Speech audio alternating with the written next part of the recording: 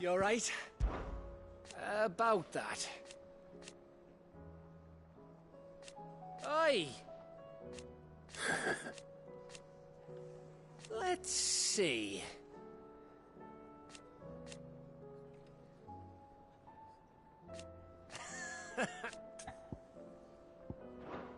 You off then? It's him, I tell you. The Crown Prince of Sunbreath. Hmm?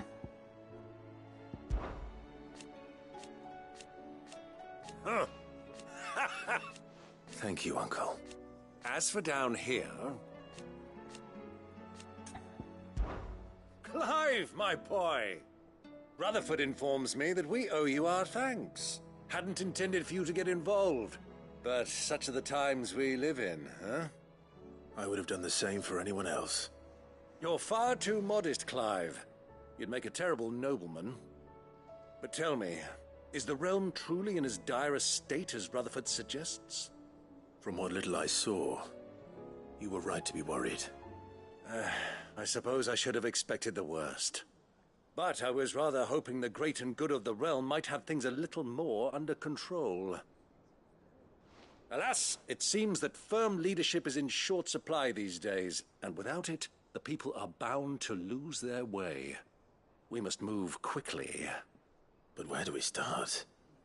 True, the challenges that face us are many, but in my estimation, there are two key areas to be addressed before any other. The realm's armies, and her larders. As you've seen firsthand, it's every man and woman for themselves out there. Certain cities have banded together to try and maintain some semblance of order, yes, but such cases are few and far between. And yet, the only remedy for the chaos that faces us is unity. A unity that transcends even the borders laid down by our ancestors. In short, if Storm does not stand together, she will fall apart. But how would one even begin to unite the realm? The armies, my boy. As I told you already, we begin by restoring order among the ranks of those sworn to maintain it. Sadly, I doubt I could convince even the lowliest gaggle of privates to dig a latrine together. But I do know someone the High Commanders have been known to listen to on occasion. Field Marshal Eugen Havel. I thought he was retired. He was, until an Akashic army tore through Randalar and killed most of the rank and file. There is no man alive more capable. Literally. And as luck would have it, I've already spoken with him on the matter. Of course you have. And he's agreed to help. On one condition. That he first speaks with you personally. Havel has always been a man of frustratingly rigid principle, and he has certain qualms about clasping arms with, well, with an outlaw. I extolled your many virtues as best I could, of course, but the old goat was adamant that he be allowed to appraise you in person. You don't mind, do you, my boy? Of course not. As long as chaos reigns, we will never build a better world. I'll do whatever it takes. And if the Field Marshal wishes to speak with me in person, then so be it. That's the spirit. I'll leave for Randalar at once. Would you send a Stolas? Of course. Rutherford is already in the Dalmekian capital. I'll have him tell Havel to expect you forthwith. Excellent. Thank you, Uncle.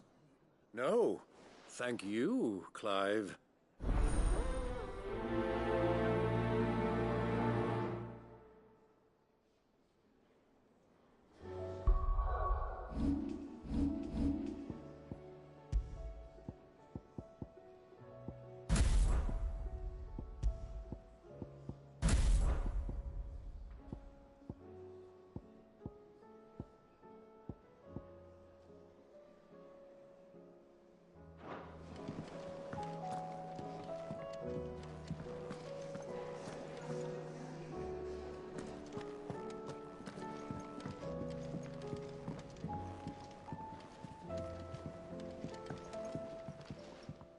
Courage, Ifrit.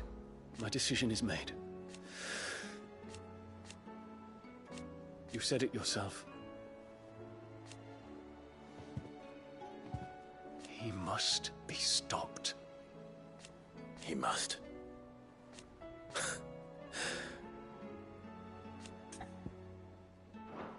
I await your word.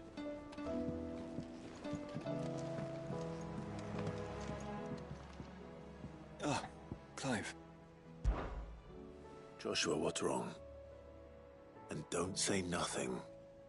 It's... not nothing. I've received word from Cyril. The Undying have found Father's will, or something akin to it. His will? How and where? In the crypt beneath Rosalith Castle. After Kupka was kind enough to drive out the Imperials, the Undying took the opportunity to recover what relics of the Duchy yet remained. And in the process of doing so, they found a letter from Father. I'm surprised anything survived down there. Cyril asked that I join him in Tabor at my convenience. I have been meaning to go, but... would you join me? Of course. I want to know what's in that letter as much as you do. Very well. I am ready to leave when you are.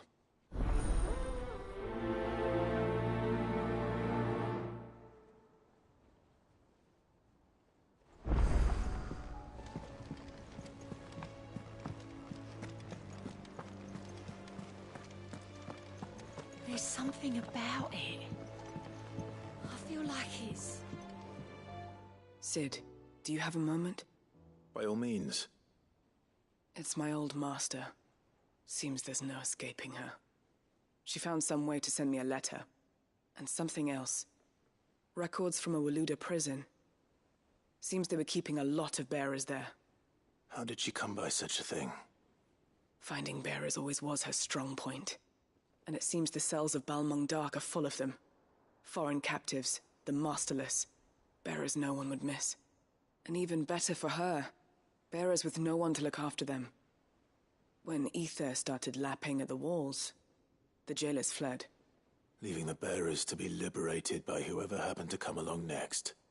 Sid, I'd like to believe that I've earned your trust by now. And while I'm well aware that you've forbidden Cursebreakers from traveling to Waloed, I can't let those bearers die in their cells. I'd rather risk shipwreck on the Shadow Coast than leave them to starve. We'll be needing the Enterprise if we're going to navigate the Narrow. Does that mean... I'm making an exception, but we travel together. And we stay no longer than we have to. Ash is an inhospitable place at the best of times. We save as many as we can, and we leave. Thank you, Sid. There was a name in the prison register. A name from my past. Chadwick. Another of my former master's protégés. A gifted soldier, and the closest thing I had to family. The thought of him held captive in that place. He must be very important to you. He was. Is. Then we find him. The entrance to the prison lies in the shadow of Ravenwit Walls, just beyond the portcullis. We should head there as quickly as we can. I only pray there are still bearers alive to save. As do I, Doris.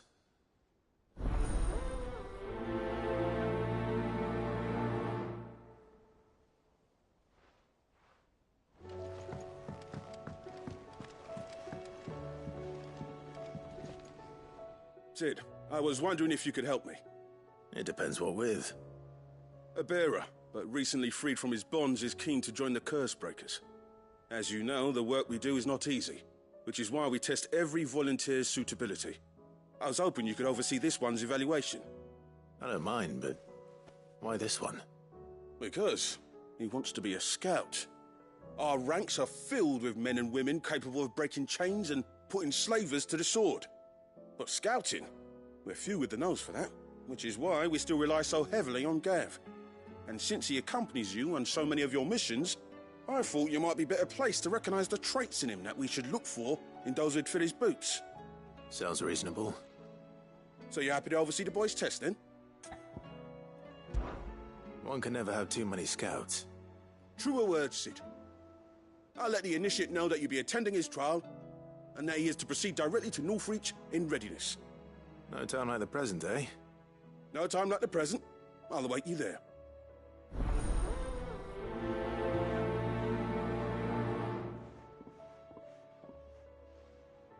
Northreach. I don't suppose they could have chosen somewhere closer. If you've got something to ask.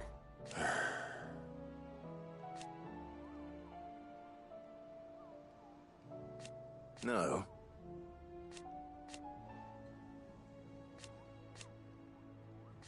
Is that right? Might be time to take a step back. And if it weren't for Sid, I'll be here if you need me.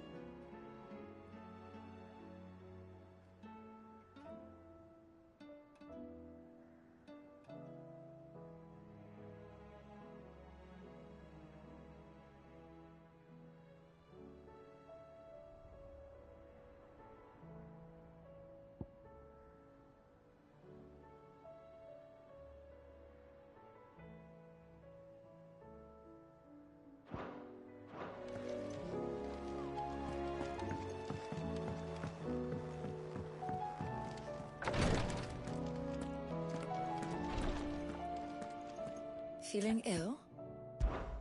No sooner have your wounds mended.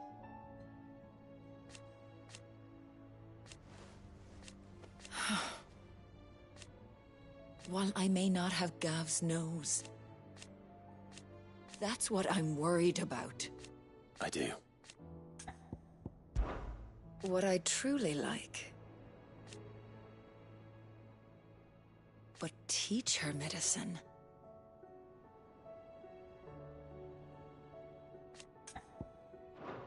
Take care.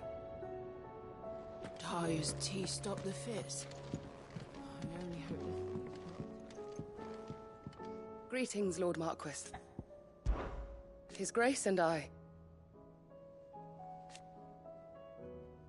At first, it was my duty to him.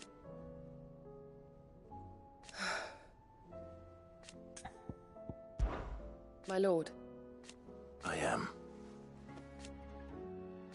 I do not doubt it. Thank you, Yode. May you return. Have care, my lord. Thank you, my lord, for taking me in. Everyone here has been so kind. It reminds me of home.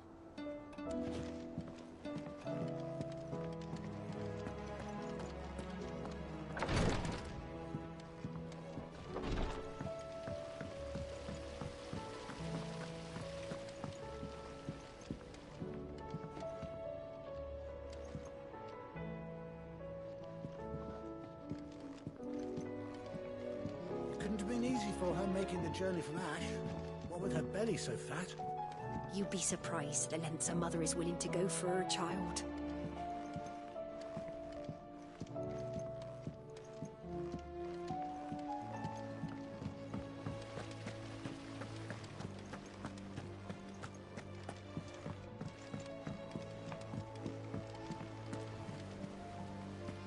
What do you think happened to Miss Midadol? I heard she was...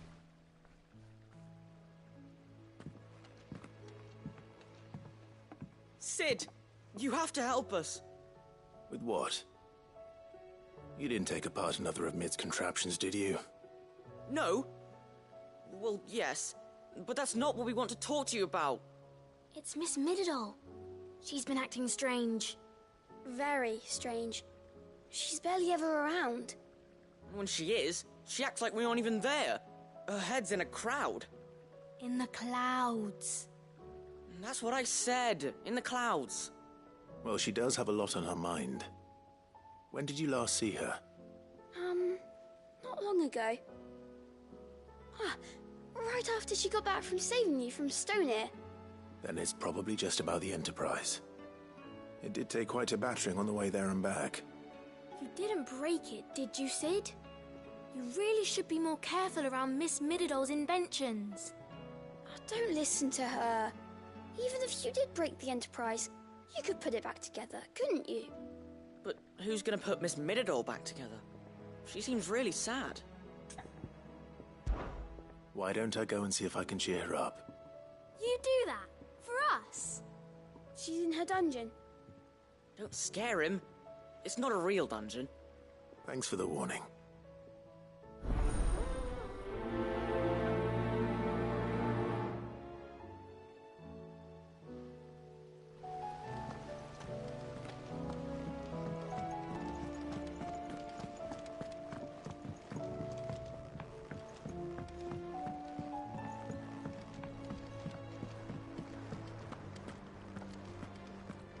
I will not let them be forgotten. Sid, may I have a moment? Of course. It is an honor to finally speak with you. My name is Herman. I've been with the Cursebreakers for some time now, and I wish to be deployed to Ash. Any assignment will do. No. The lands across the Narrow are too dangerous. I will not send good men and women to risk their lives needlessly. Why would you want to go back? I need to retrieve something. Something important. I was raised in an orphanage. The Badbach Conservatory. Or rather, I was held captive there. It was not a place of nurture.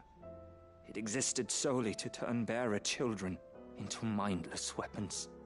We were tortured until we feared no pain. Tormented until our hearts turned to stone, and few ever survived long enough to become tools of the last king. I can't imagine. I lost so many. I can't even remember all their names, but they must be remembered. They cannot fade away, faceless and forgotten. The Institute was run with military precision. Every child measured, every name recorded, every death logged with meticulous care. Sid, allow me to travel to Ash and recover the registry so that my brothers and sisters might live on. You were a good friend, Herman. But the fact remains that Ash is simply too dangerous. Sid, please. Even should it cost me my life. Too dangerous for you, Herman. But not for me. I'll go to Bad Bach and find the registry. You will? I won't let you risk your life. I don't know how to thank you. You can start by telling me where I'll find this orphanage. Vida Grace. Hidden in a forest, overlooking the plains. All right. I'll see what I can find there. May the mothers guide you.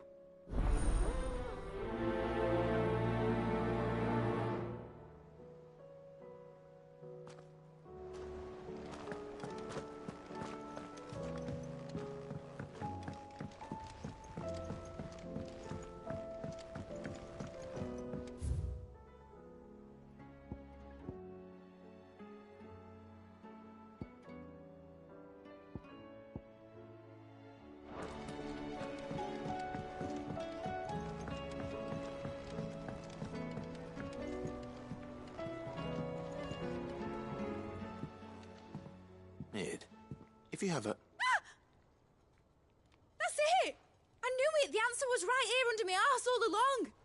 If this doesn't steer to the skies, nothing will! To the skies? You aren't trying to give the Enterprise wings, are you? What else would I be doing? The children seem to think you're avoiding them.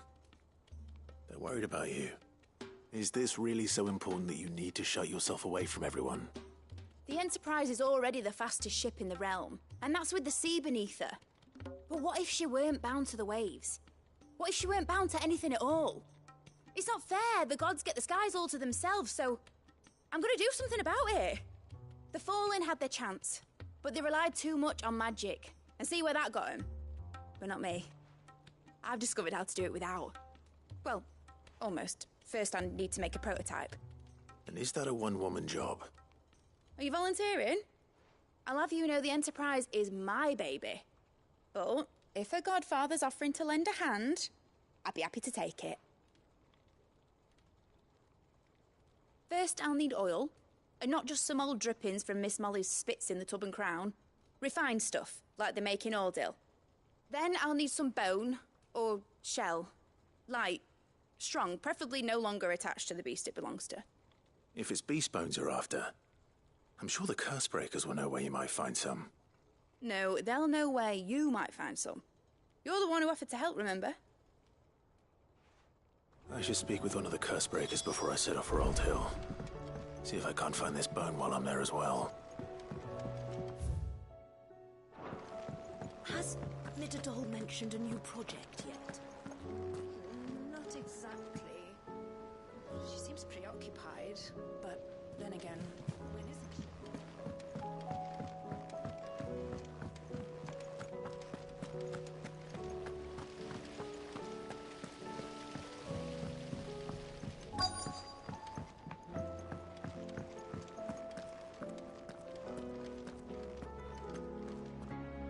All right, Sid.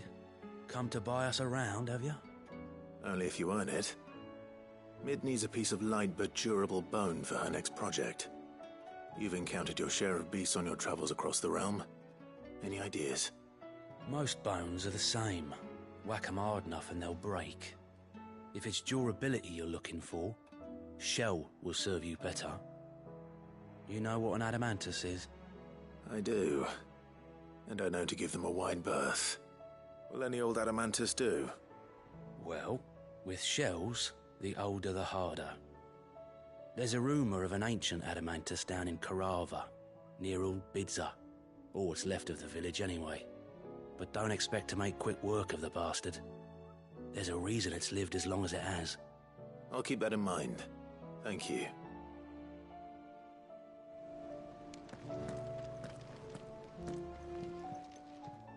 Fancy a look at the list, do you? Anything catch your eye?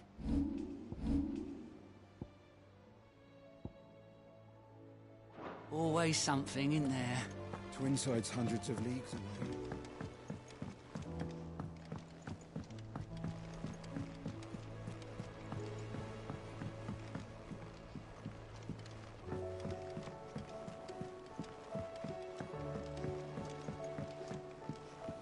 Back to Tabor then. Not to be reunited with your tapes.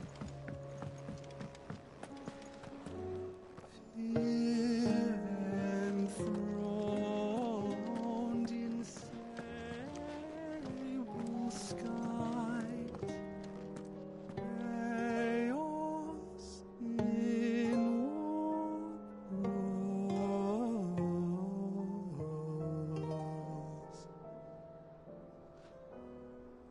From diverse hands a dawn is spun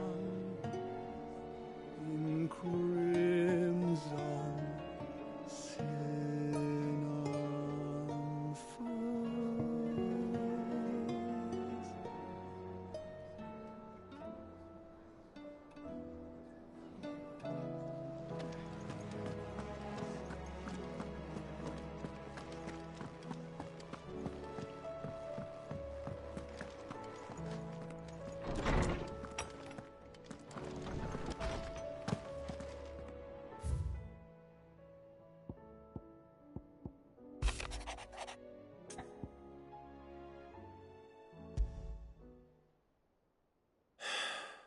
What is it this time, Torgal?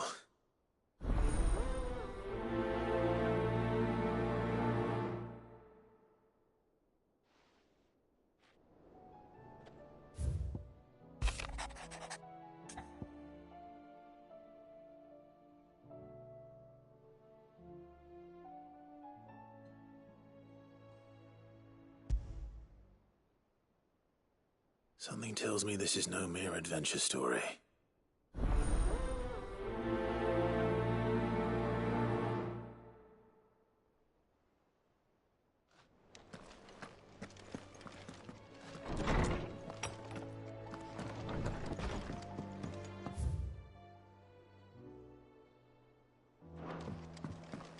First the skies, then the crystal. Trouble with your gear, or the sound of ringing still? So we weren't. Who knows?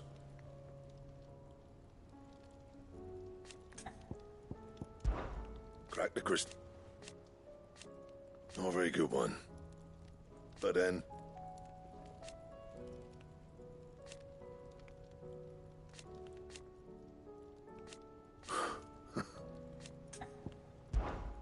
What do you want?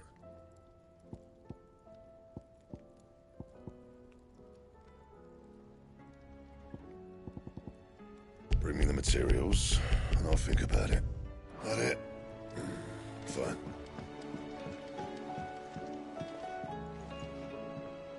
Is there out you need? It's hardly everything. And you can count. Be careful out there. Say what you... Well, Lady Karen has seen our...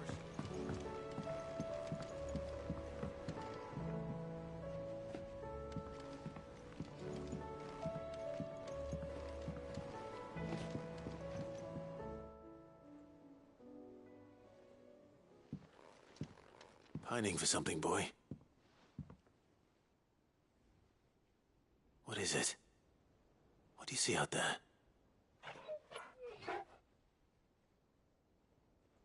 I never did ask where you got that anklet of yours. From Sid, that's why. On the day he brought him home. That long ago? And you're only thinking to ask this now?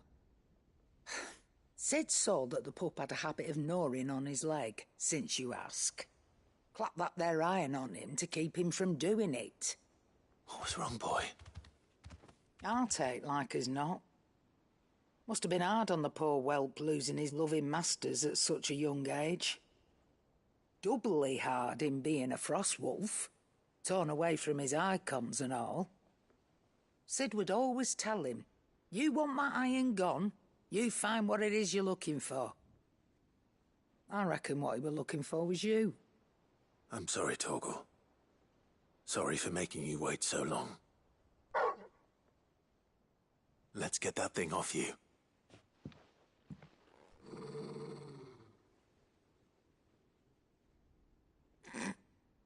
Doesn't sound like he wants it off. Indeed. You miss Sid as much as the rest of us, don't you?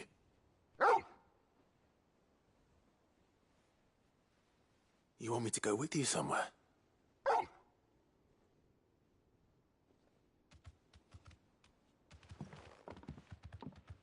Quick, aren't you? Glad you've been paying attention. Not nearly as much as you have, Lady Karen. Aye, good thing and all. It's not like Gav would have kept him in nuts and rubbed his belly these past 10 summers. Your kindness is appreciated. You've been a good friend to him. Only because he doesn't talk back like the rest of you. Go on now.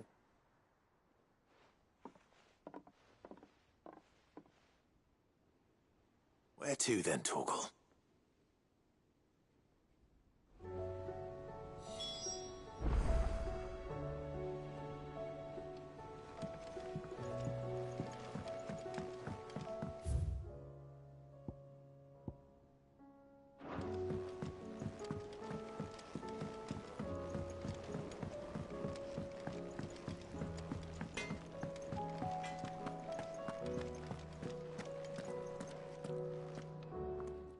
Torgal. Where are you taking me? I'm going to need a little bit more than that, boy. Do you have a better hint for me? Unless... you've already given me one. Back on the rear deck, you were looking west, toward Rosaria.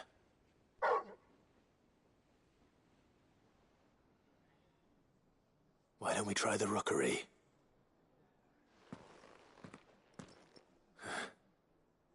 I haven't been to the island in almost 20 years. To Port Isolde, then. Fingers crossed the old mooring is still there.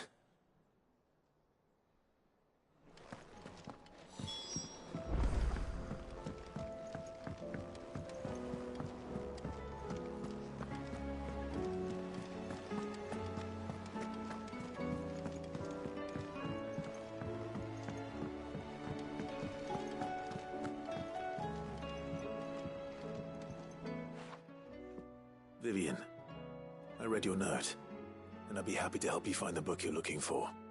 Thank you, Clive. But tracking it down will not be easy. Are you sure? Please. You have always granted me your wisdom and insight whenever I asked. It's only right that I return the favor. Or at least attempt to. You are too kind. Alas, what I ask of you is rather more trying than delivering the odd lecture. I spoke with Harpocrates to see if he had any inkling as to where another copy might be found, but... But perhaps it is best that you hear the details from him. If you say so.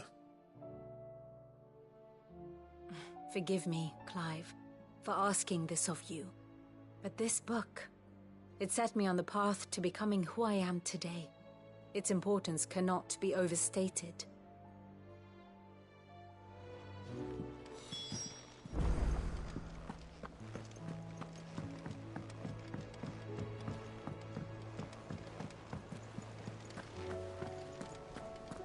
You be careful up there. But if you happen to snag your britches on anything, be sure to bring them back to me. I'll get them patched up right away.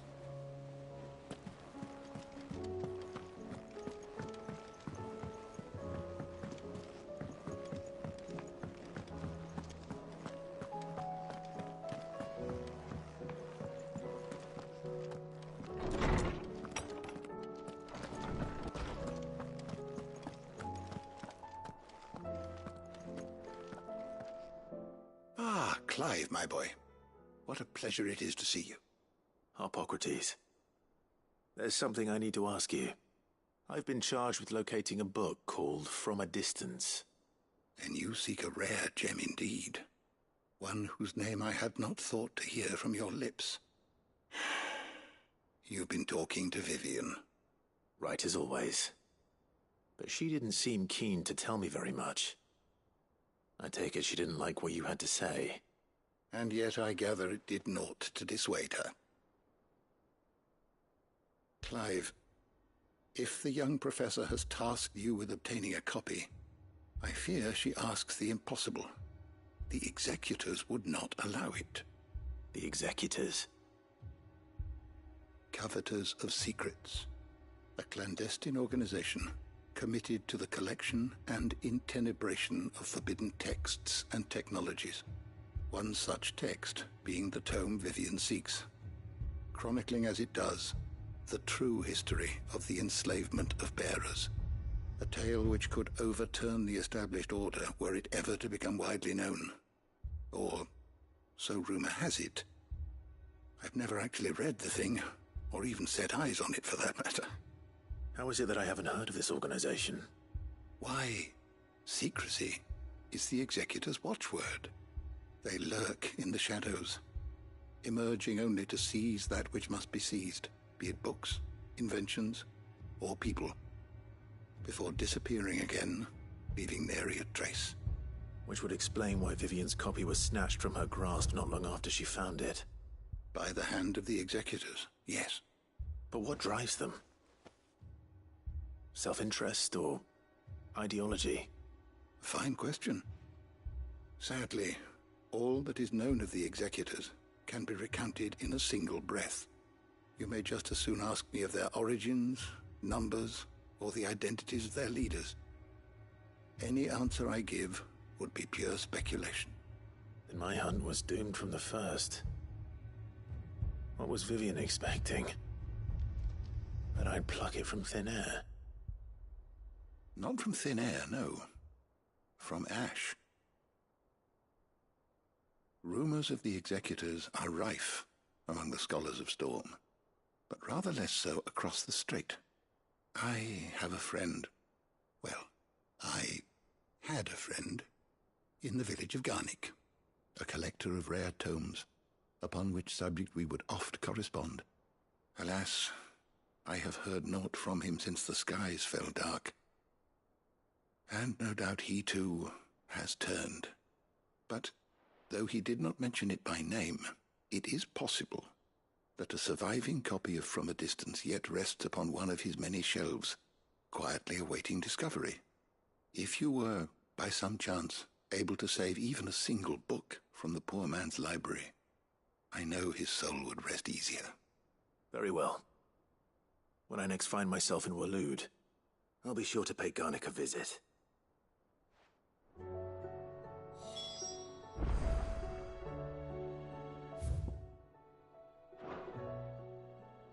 Good morrow to you, my friend. Having never visited, I make no... Ah, yes. Indeed.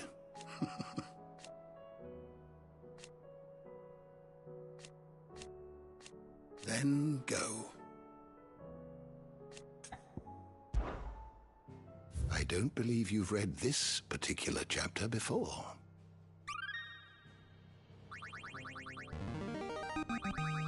I have quite the find for you today.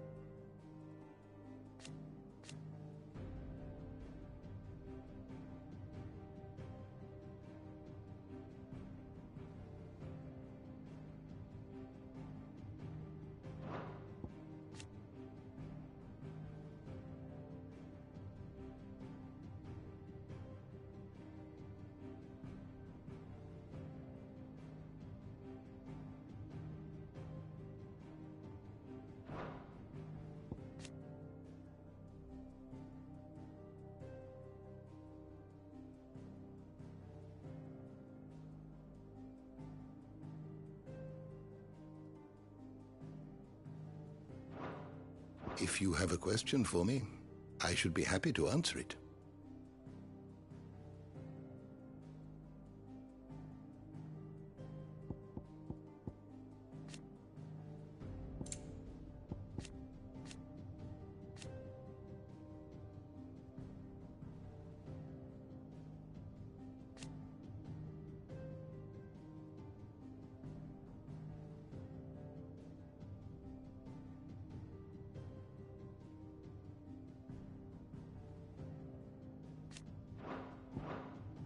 Did you learn everything you needed?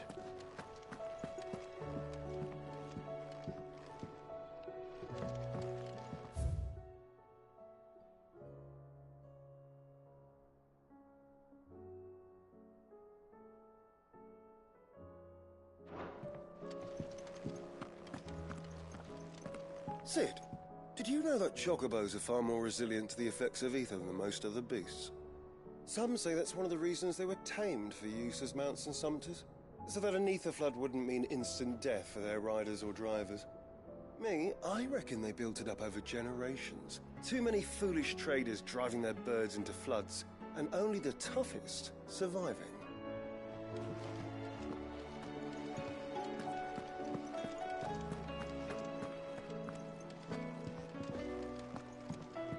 You're going somewhere, Sid? Can we come? I promise we'll be good.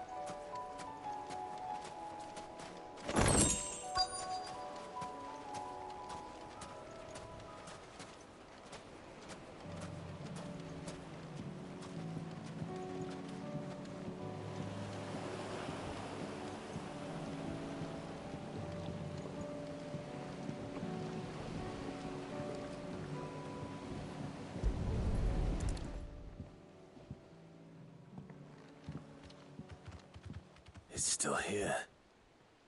After all these years. Lots more than I remember. And you're a lot bigger. You might have to swim, boy.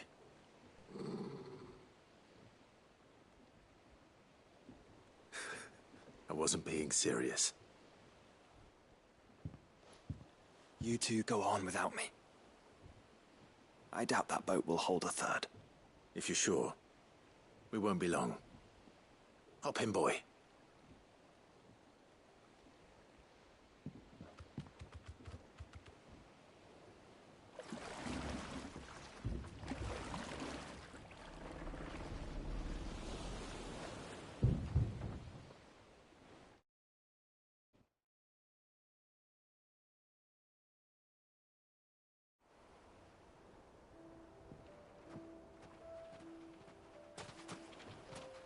This place hasn't changed at all. The rookery's right through those trees. Come on.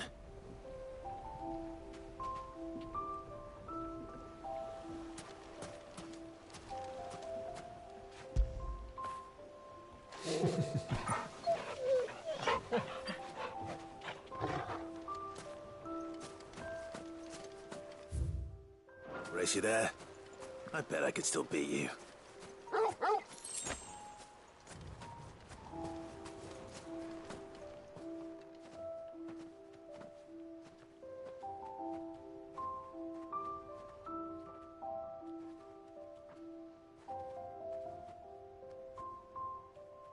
Here we are. This was our hideaway. Wasn't it, Torgal?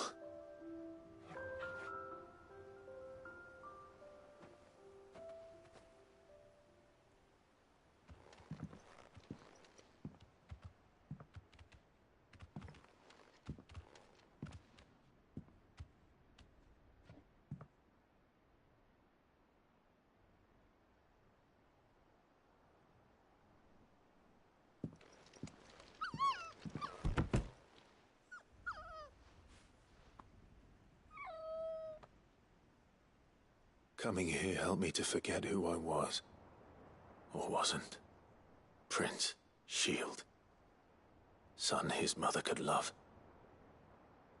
Had I been any one of those things? Perhaps.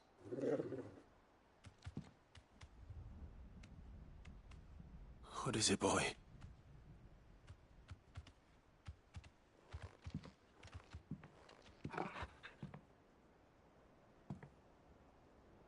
This is all from the castle. And Phoenix Gate. Did you bring these here?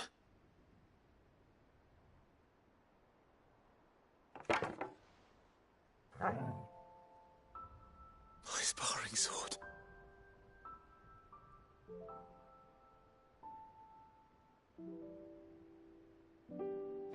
Well, well. You never stopped looking for me, did you, boy?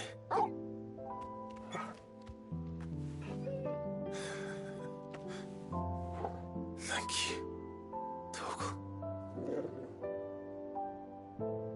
For never giving up. For never forgetting.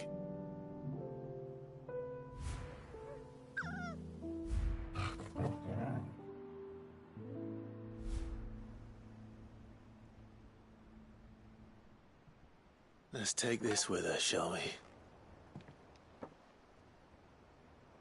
So I don't forget either.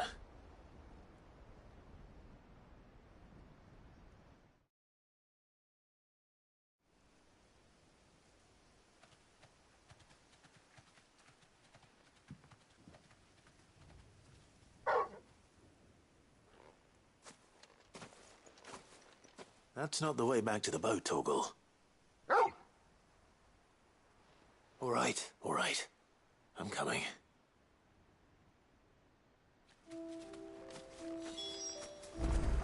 I think I know where we're going.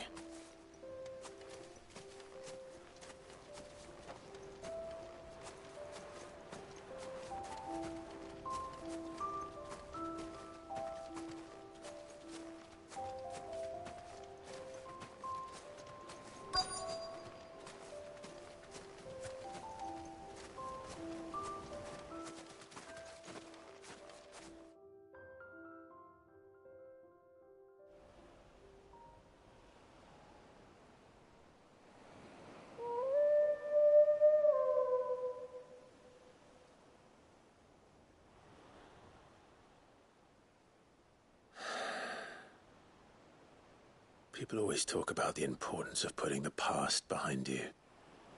But without it, we wouldn't be who we are today. And we certainly couldn't steer our way to a better tomorrow. Come on, Torgal. Let's go home.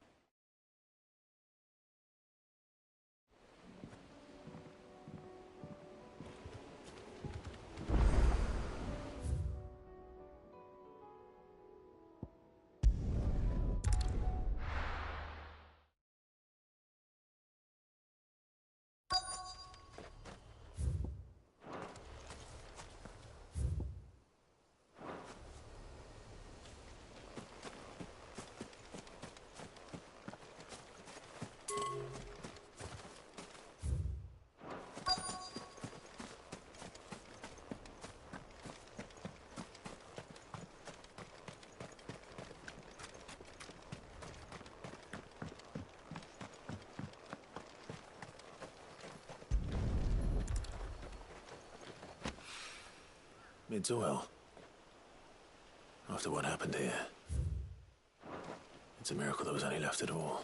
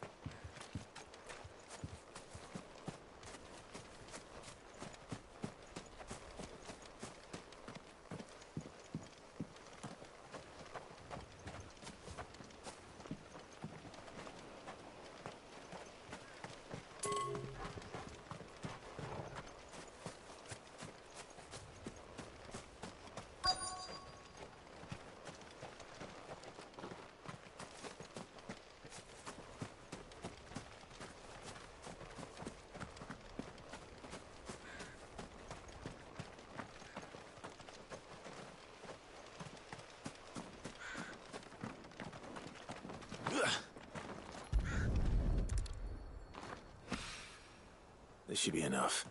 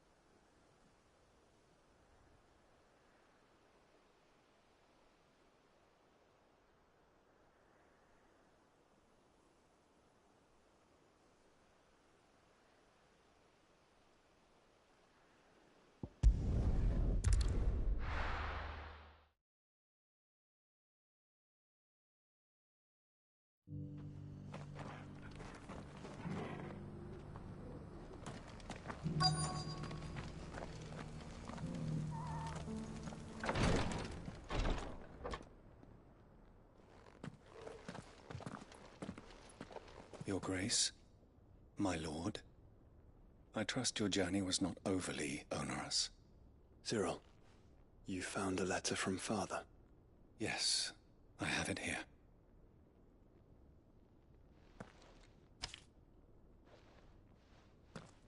If you would do us the honor, my lord.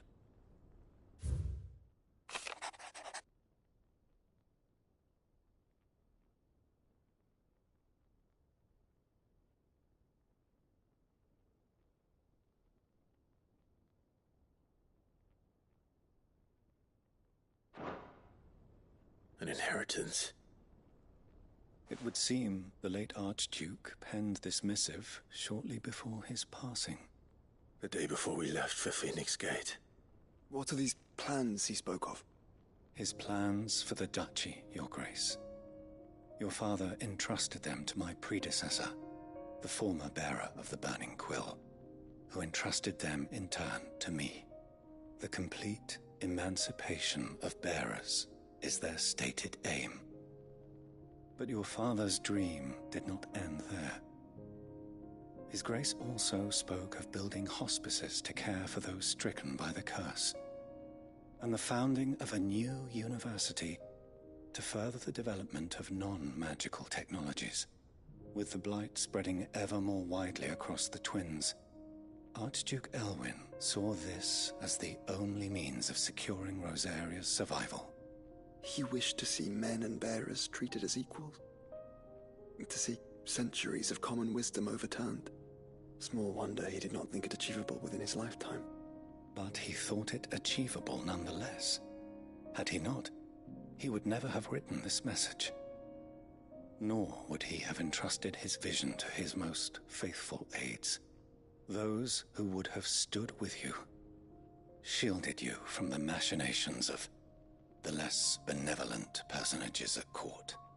It's a pity only they are still with us. 'Tis true that those most loyal to your father were the first to suffer the Duchess's wrath. But one at least remains, and she has come bearing gifts. What do you mean? Mayhap it is better that she explain, my lord. After all, the duties entrusted to me by my predecessor extended only to recovering His Grace's will and arranging a meeting with the one who might execute it, or a part of it at least. And where is this woman? She awaits you in the archive, Your Grace. Thank you, Cyril. Shall we then?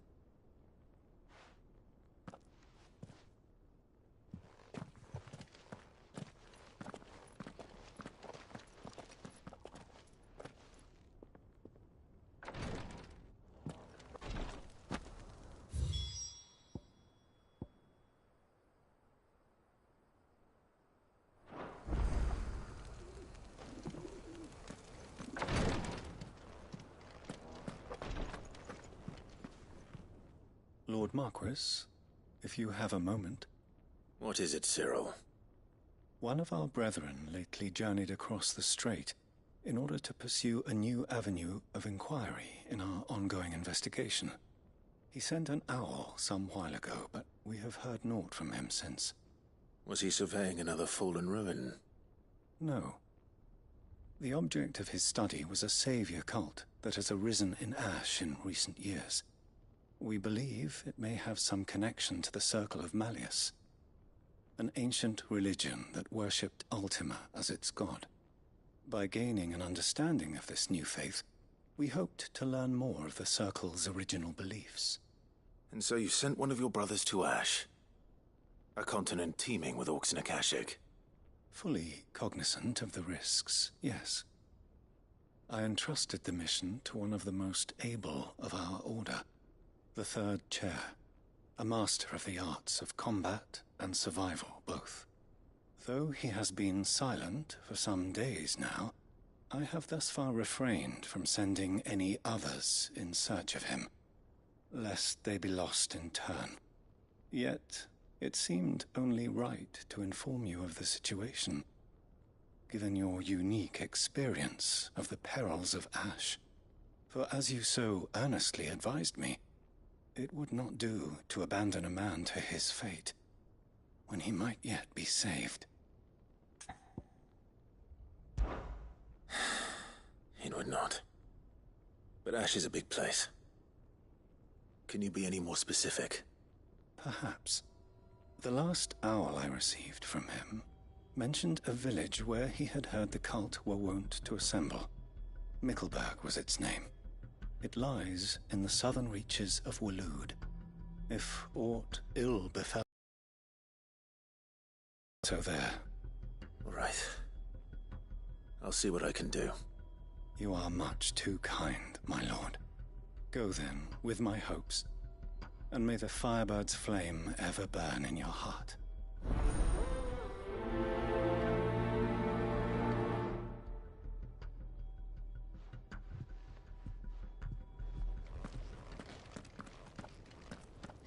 If this new faith really is an offshoot of the Circle of Malleus, then... Let's concentrate on finding the Third Chair first, shall we?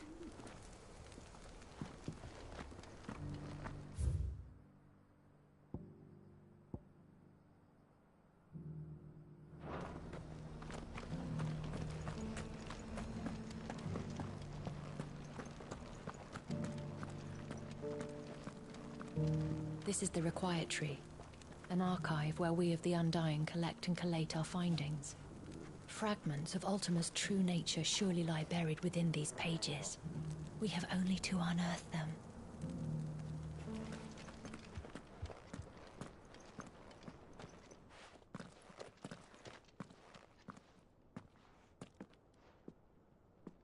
My lord, your grace.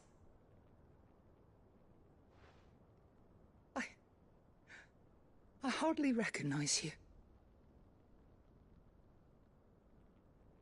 I am Goditha, retainer of House Rosfield, loyal servant to the Phoenix and his shields. Your father, the Archduke Elwyn, entrusted me with the delivery of a gift. I only hope you can forgive my tardiness in bringing it to you. Lift up your head, Lady Goditha. You have our gratitude for your service to our house and to our father. I merely did my duty, as any proud Rosarian would. My lady, perhaps you could explain a little more? What exactly is the gift you bring? As I'm sure you know, it has long been the custom for the children of House Rosfield to be presented with certain keepsakes upon their coming of age. Indeed it has. Our father often spoke of the day when our turn would come. And had he lived to see it, he would have presented you with the treasures I bear. Matching armbands for you both.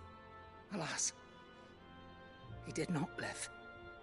Indeed, he was taken from us even before they could be completed. He had intended to claim the Heartstone with which each armband was to be finished himself, but it was not to be. And his gifts remain incomplete. I see. It saddens me to bring them before you, as they are. It was your father's wish that you be presented with the finished articles, not these, works in progress. But with his grace long since gone, and the stone left unclaimed, I had little choice. You are grown men now, and his house is yours. And while I would not presume to insist upon your claiming the Heartstone in his stead, I know that nothing would have pleased him more than for you to do so. Thank you, Lady Goditha. What say you, Clive? What else? Of course, my lady. May our father's will be done. Oh, I am much obliged. Do you know where we might find this Heartstone, my lady? I do. Though it may be a matter of a good deal more than simply happening upon it. It is found in the bellies of elder griffins, you see. We do at least know where to find one. A certain specimen has made its nest in Titan's Wake, not far from here. A certain specimen? You are most perceptive, Your Grace. In answer to your unspoken question, yes. In fact, this is the very same beast your father meant to slay. I have been tracking its movements since you were but a boy. Were you to slay it in his stead, as men of House Rosfield, it would surely make your father proud. What say you, Joshua? What else?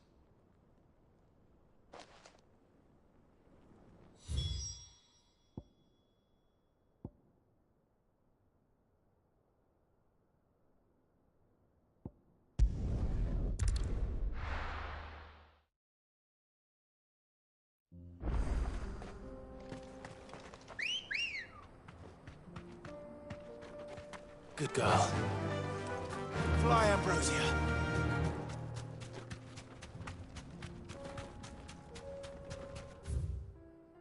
Eyes peeled, Joshua.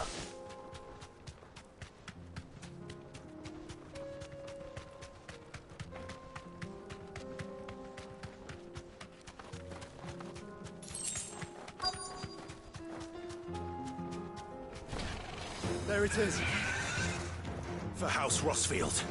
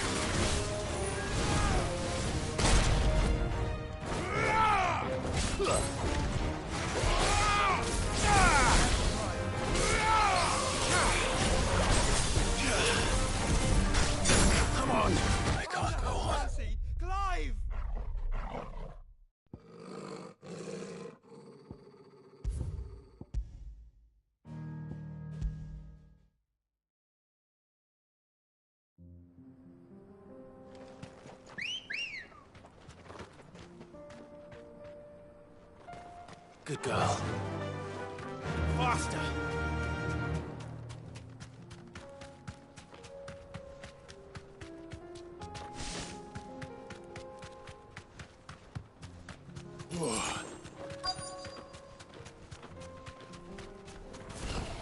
There it is. For House Rossfield.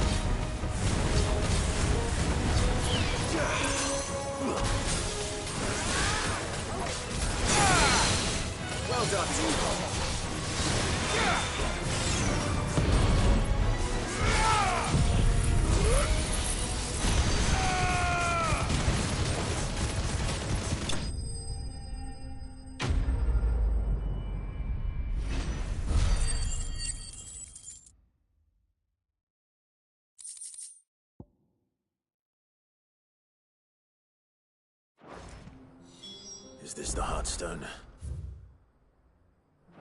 I expect Lady Godeth.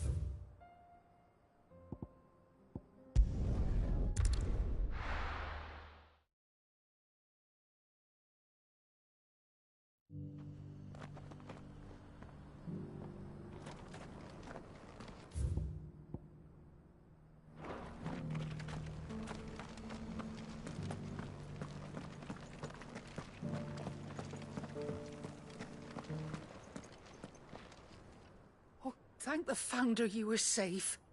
The Griffin is slain then? And the Heartstone claimed.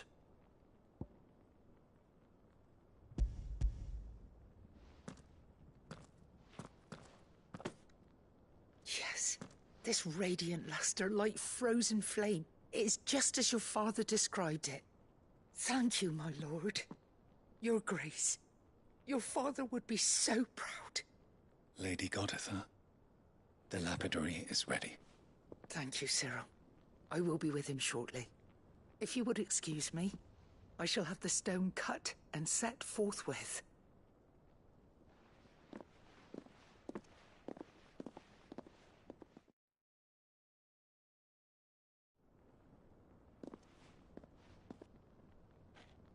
The armbands are complete. Pray, take them. They are yours, after all. Heartstone is harder and more enduring than garnet, or even ruby. It symbolizes unwavering will and devotion.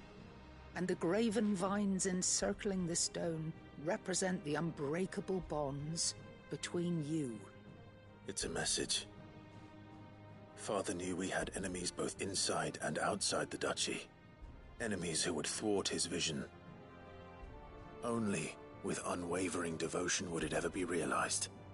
And only if we stood together, as Phoenix and Shield, as brothers in arms. Only then might those enemies be overcome.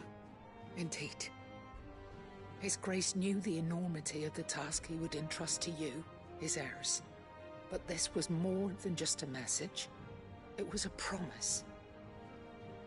That he would always be with you. Thank you, Lady Godetha, for remaining the steadfast custodian of our father's will.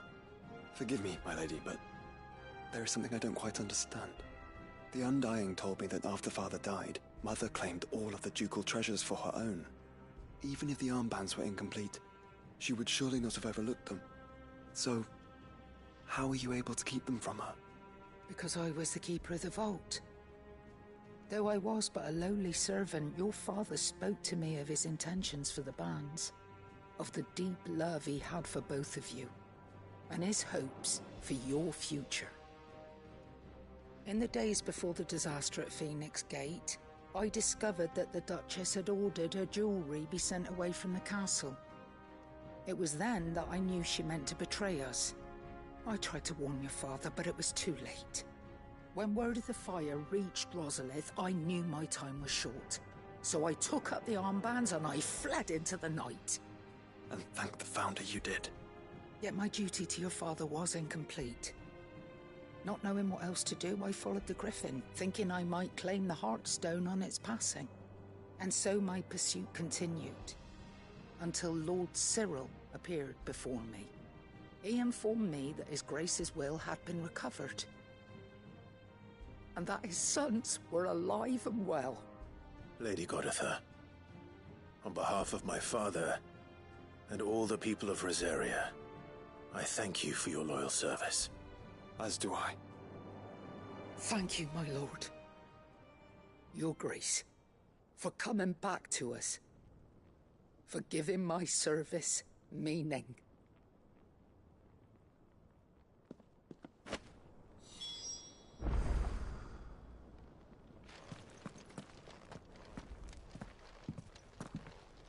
The bands suit you well. It must be gratifying to finally receive the inheritance that was denied you for so long. It is. And we thank you for the part you played, Cyril. If you would permit me to play my part a little longer, might I suggest that you make your way to your father's memorial atop Hawk's Cry Cliff? Let him see that you have received his blessing. and that his vision lives on in you. I suppose it would be churlish not to. What do you say, Clive? Shall we pay Father a visit? I think we should.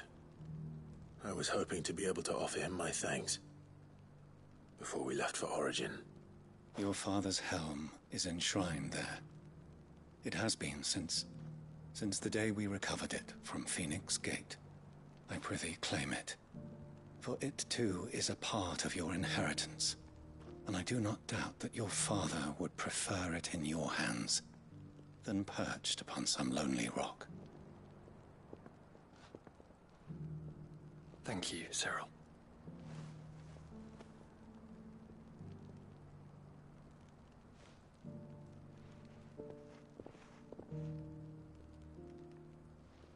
Come on, Clive.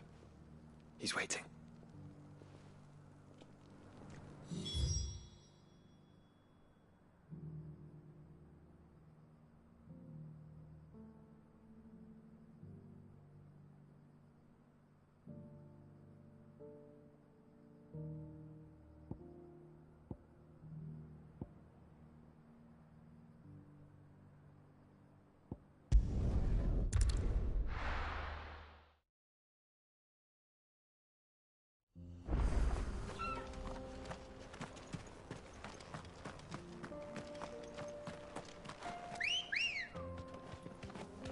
Ready, go?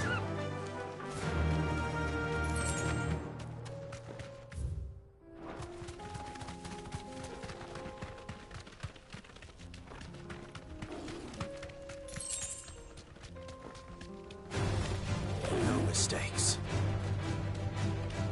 There we are again. Karab. If you were a tortoise, Torgal, where would you hide?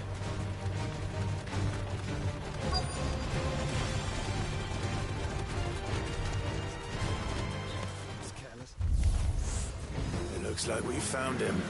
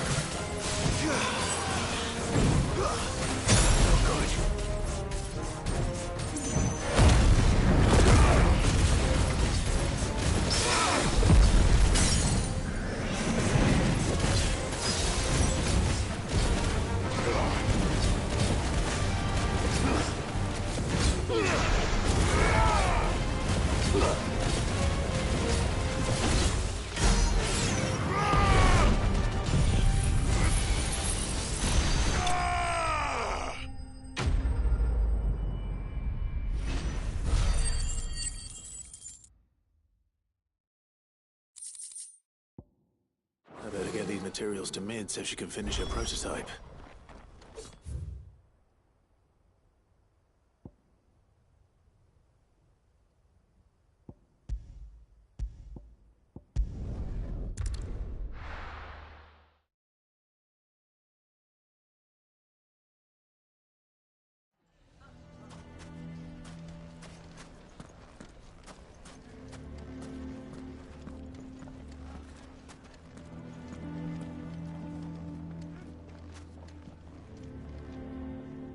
Here to help me pack?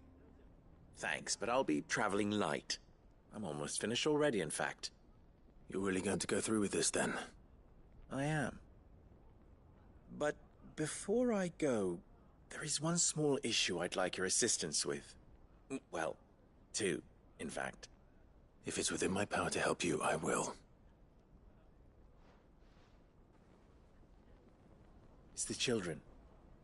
I refuse to let them share in my disgrace. And if I leave them here, they surely will. Our friendship would see them ostracized forever. But I can't take them with me either. I can think of only one place where they are certain to be safe, and provided for, and loved. The Hideaway.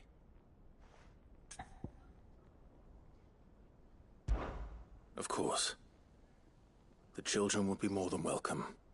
Thank you, Clive. I will not forget this. Lubor, are you still here? What is it, Ferda? You look pale.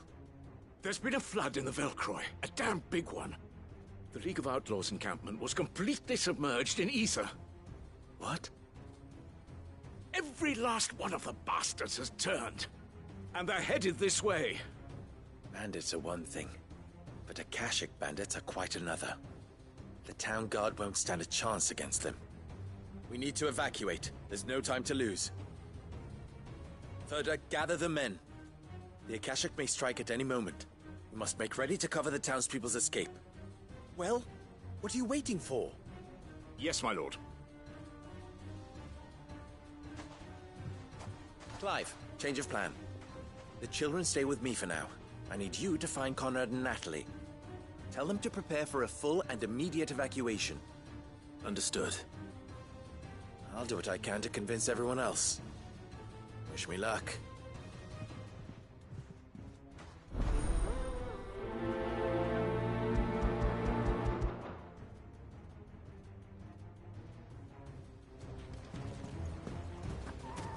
What's an Akashic?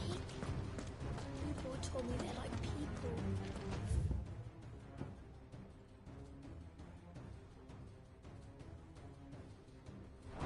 Even meaner and scarier. You have to listen to me. They're coming. Why do they always have to make such a fuss outside? It's driving away our customers.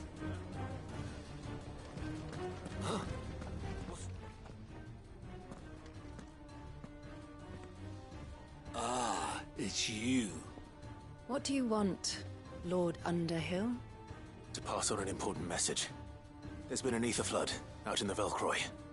The camp where the so-called League of Outlaws were gathering has been swallowed. They're no longer just bandits. They're Akashic now, and they could be here at any moment. You need to begin preparing for a full-scale evacuation right away. Oh, do we? And who was it who gave you this disturbing news, might I ask? Lubor, perhaps? The man spreading the same poison out in the square as we speak. You may believe his lies, my lord, but we know better. But why would he lie about something like this? Some twisted attempt at revenge, perhaps. If he had not been unmasked, he may well have been elected our leader. A great honor for one of his kind. One he might well feel aggrieved at having been denied. Lord Underhill, forgive me, but it has become all too evident where your sympathies lie. Lubor cannot be trusted, and neither, therefore, can you. You may not trust me, but for the sake of your people, ask yourselves if there is any chance that this is true. There isn't. You can be certain of that. Now be off with you. You're making a mistake. Come, Clive. If our words will not move them, then we must find another way to help save the town. You're right. Let's speak to Lord Ferda. You lied about being one of us, and you're lying now.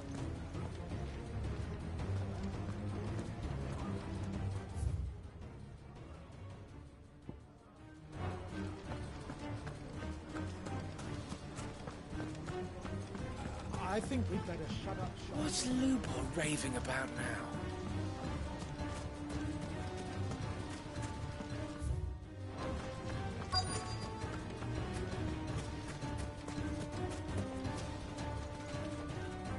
Lord Ferda. Sid, what's wrong?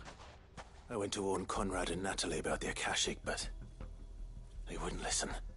They've convinced themselves that nothing Lubor says can be trusted.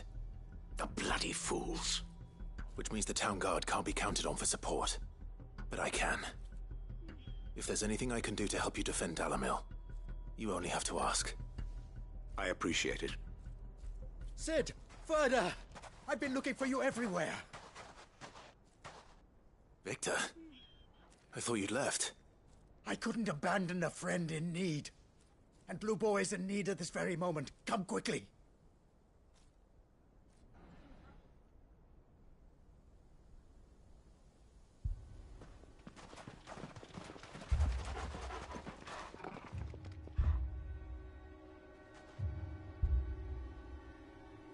You have to believe me! The Akashic are coming! They don't eat, they don't sleep, they don't tire, and they don't care who they kill. They're unlike anything that's come before. There won't be no parley, no mercy granted!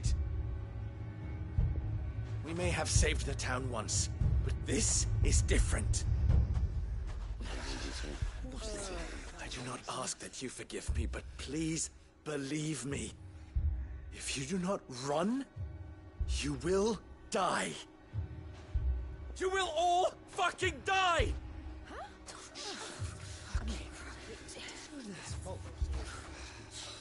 You'd like that, wouldn't you, bearer?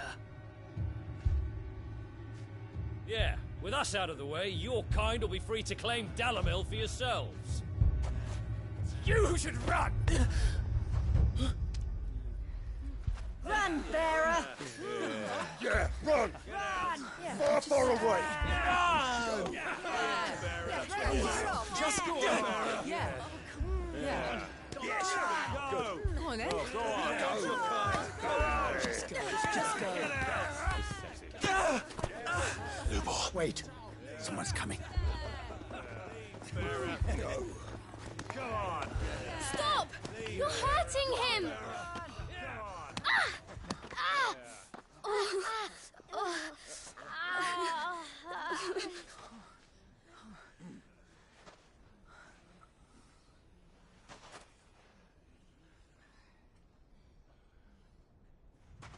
What did Lubor ever do to you?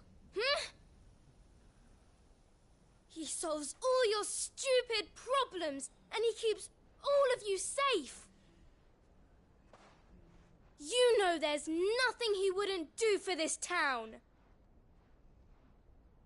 Who was it who made that cleaver you use every day, Conrad? And what about your counting table, Natalie? Who fixed that? Whose men make sure the streets are clean so all your boots don't get dirty? Who spends all day, every day making sure things run smoothly round here? And none of you ever say thank you. Ever. But did Lubor ever complain? Well, does he ever stop smiling? He keeps this whole place going. And you act like he doesn't even exist.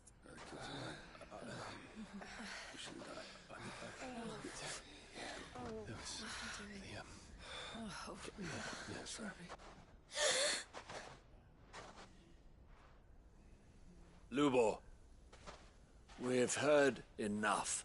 Wait! We will not run. The town guard will not abandon the very place it is sworn to protect. And I will not give up for lost the stores that we labored so hard to fill.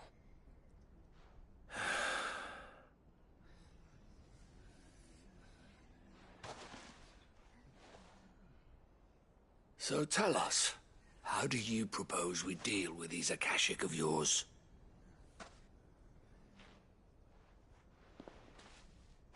We won't run, but we will fight.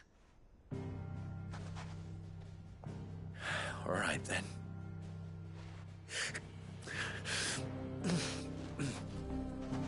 Fine.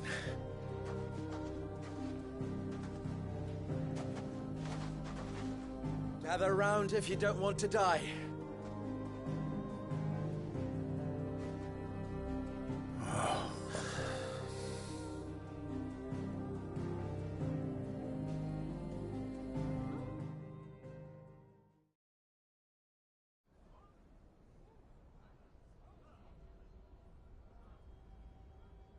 Allow me to explain the situation.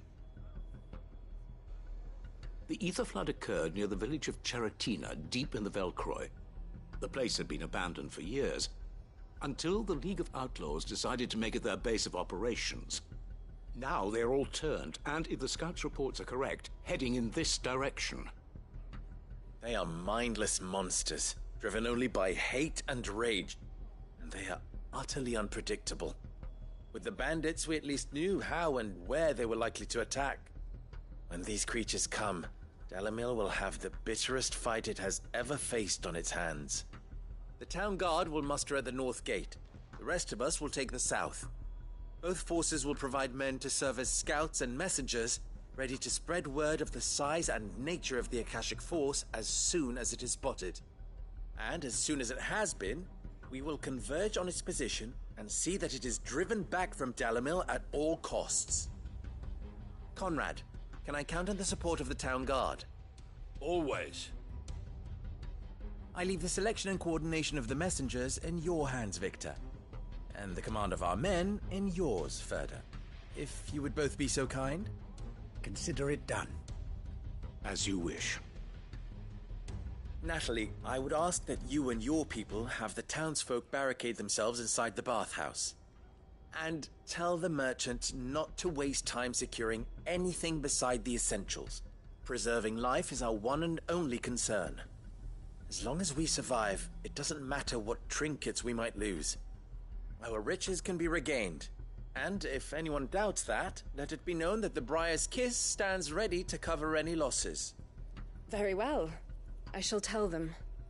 Where do I fit into this plan? Where else but the most perilous place of all? I would like you to travel to the home of our erstwhile League of Outlaws, Cheratina itself. The main host is most likely still there, and Dalamil will not be safe until it is eradicated, root and branch. A little gardening. How pleasant. I doubt it. I have a feeling these weeds will be particularly stubborn. Luckily, so am I. So you are. All right then, we all know what we have to do. Now it's simply a matter of doing it. For Dalamil.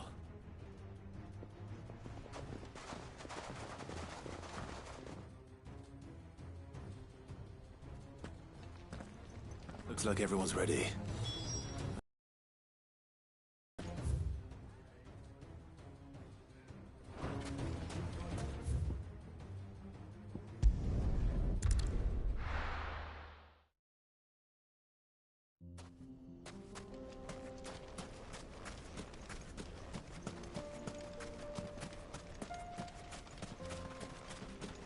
There it is.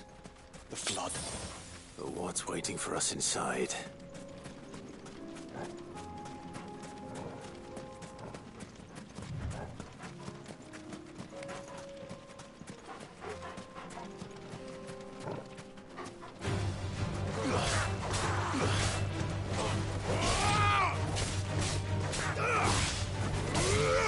Stay down!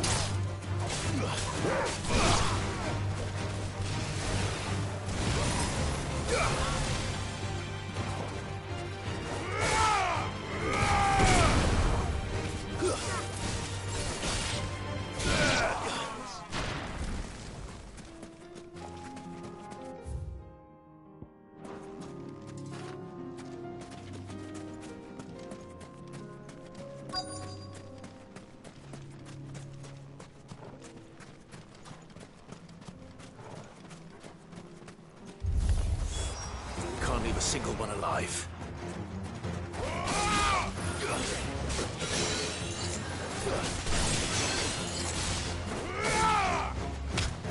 It's over.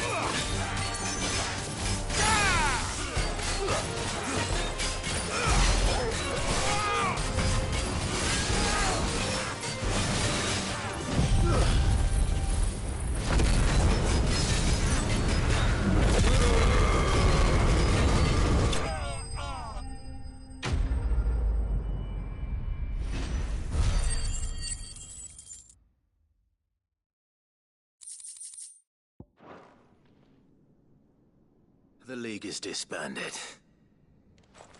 I should get back to Dalimil and see how the others fared.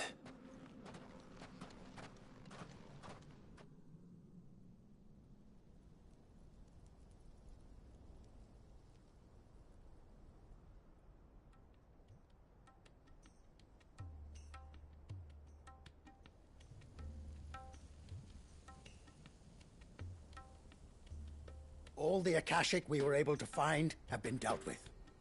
Seems that might be the last of them. Last of them here, perhaps. Lubo, Sir Clive has returned. Clive! What news from Charatina? It's done. Root and branch. I knew you wouldn't let me down. Thank you, my lord. Friends, the Horde has been driven back. The Akashic have been defeated. And we need not fear the arrival of any more, thanks to Clive. Victory is ours. We bloody did it! We saved Dalimil. Lubor, allow me to apologize. After all you have done for this town, we should never have doubted you. But we did. And for that we are truly sorry. We only hope that you can forgive us. We need you, Lubor. Dalimil needs you. So, if you would still like to be considered for the position of mayor, you have our backing. You do remember that I'm a bearer, don't you? We do. But that is not a stain on your character. It is a stain on ours. We thought only of what we perceived bearers to be, not what you truly are. The man who saved Dalimil twice over. I see. But I will only accept your proposal on 2 conditions. Name them. Firstly, that you will both do everything in your power to rally your people to my cause. If the Town Guard and the Merchants League do not accept my leadership, it will be doomed from the start. Unity is the key to defending Dalimil, and I do not doubt that we shall need to call on our combined strength again. When that time comes, I will expect us all to pull together, just as we did today. Of course. You have our word. And secondly, you will accept that if I am to lead you, the mistreatment of bearers must end here in Dalimil. Any bearer within our walls shall be afforded the same rights as any other citizen. They will not be judged by what they are, but who they are. As we failed to do, and came so close to losing everything. We agree to your conditions. And we have only one in return. That you continue to work for the good of Dalimil, as you always have. Condition accepted. Well then, it seems my mayorship is all but confirmed. Do I get some sort of special hat?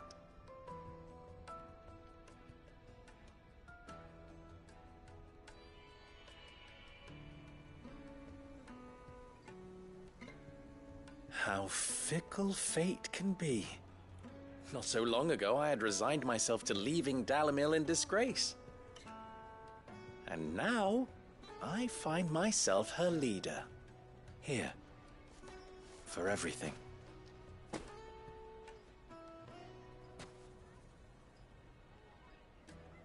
Lubo, about the children.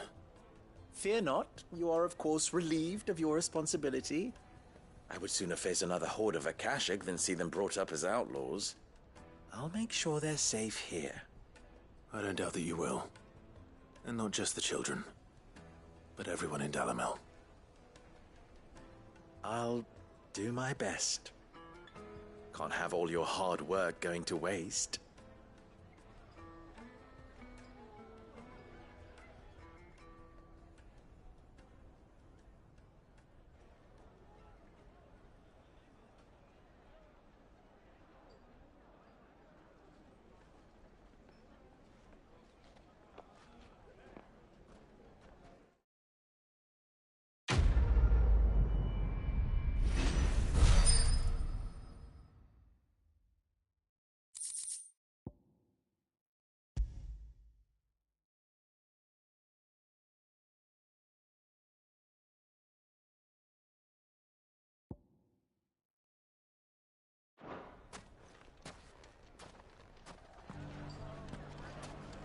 I knew I was right not to give up on Lubor. He'll make a wonderful mayor. You mark my words. I shall devote my every effort to creating a haven for man and bearer both. Just like a certain someone else I know. Someone to whom I owe a debt of gratitude.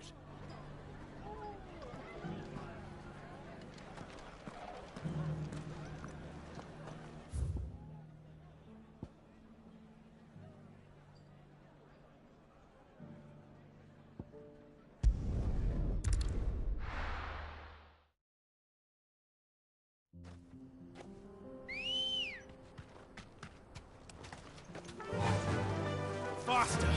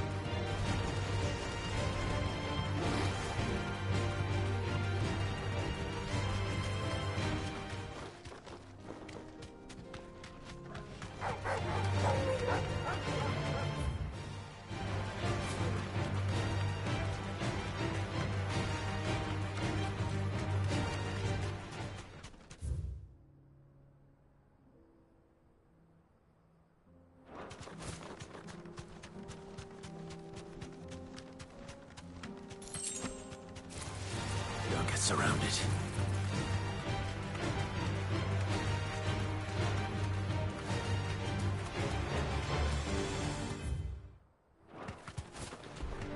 No holding back.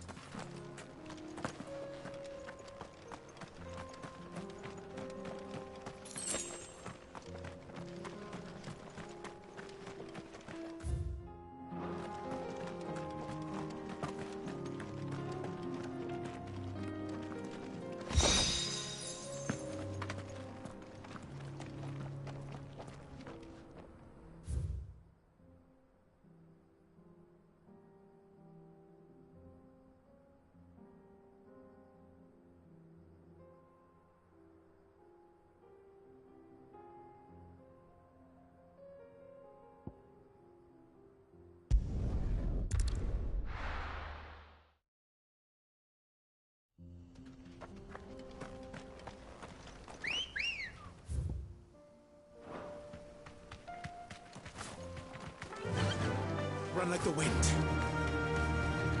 Back to the stables, girl.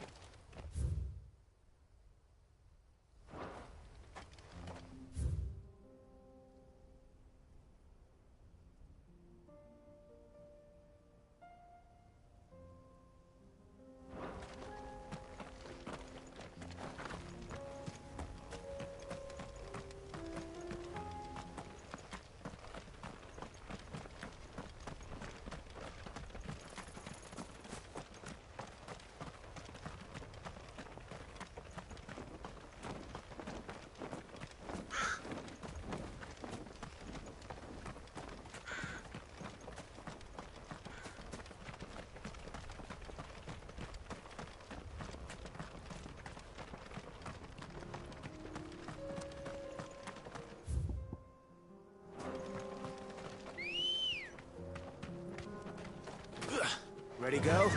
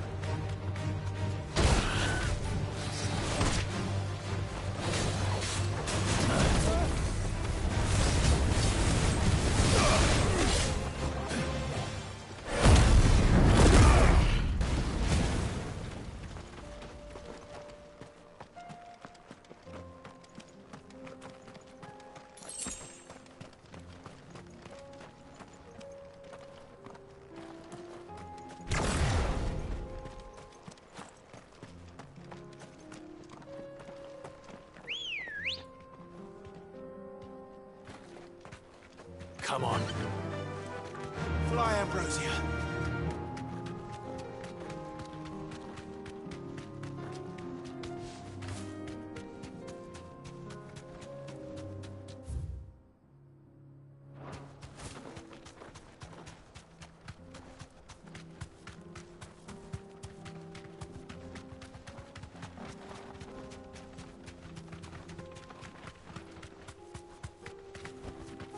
You deserve a rest.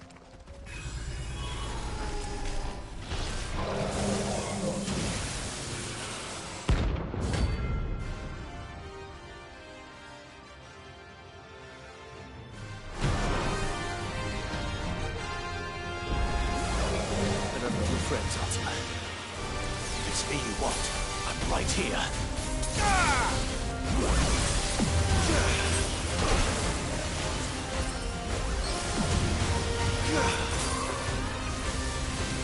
Come on!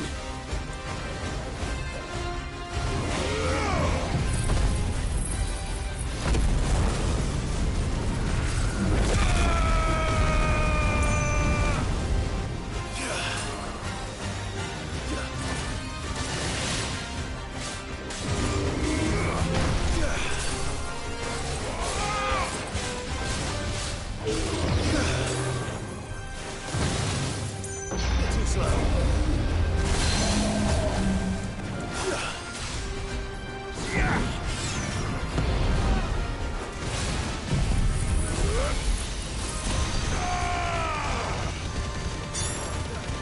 Guess we're all ready.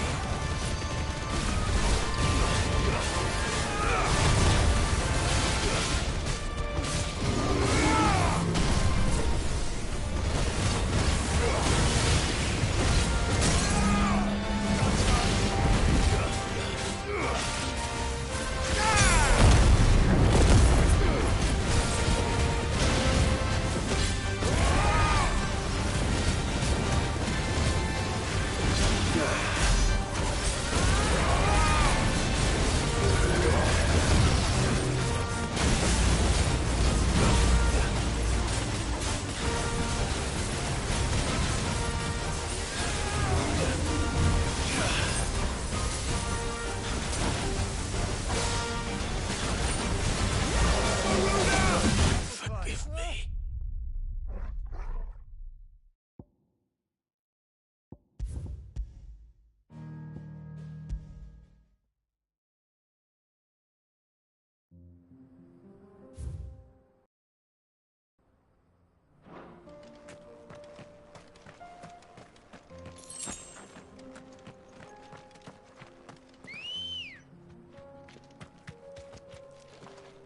Let's go.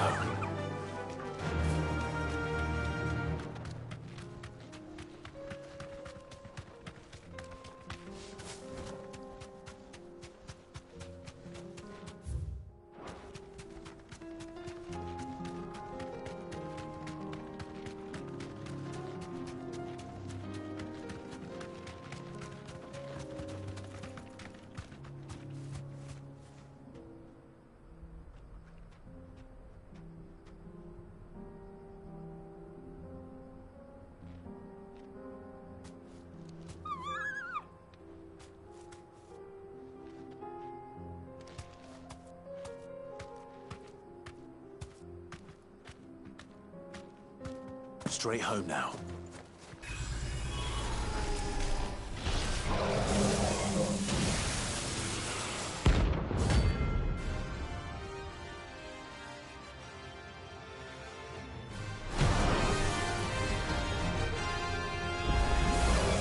Another of your friends, Ultima.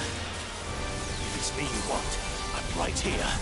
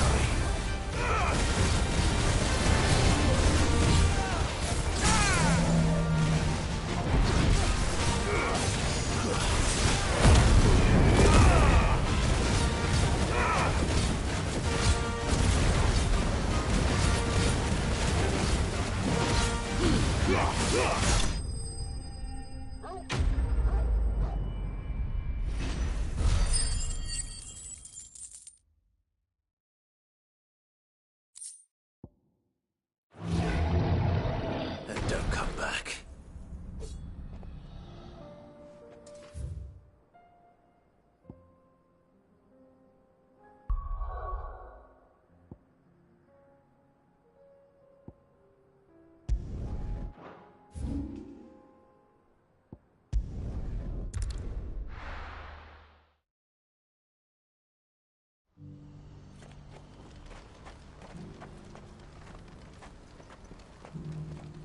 You won't find a finer array this side of the strait.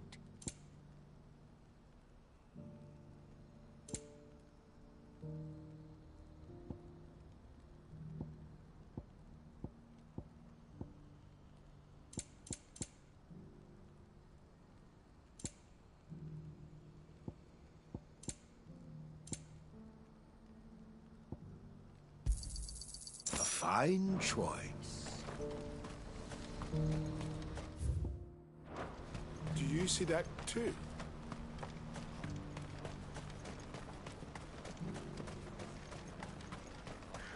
Papa? What is it? Oh, please, just make it stop. Make it stop. I'm scared. It's all right. I'm here. Nothing good's gonna come of this, I'm telling you. Just looking at it's enough to send a shiver down your spine.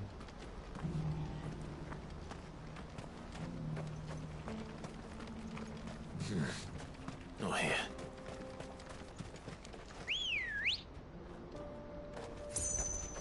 Ready, go?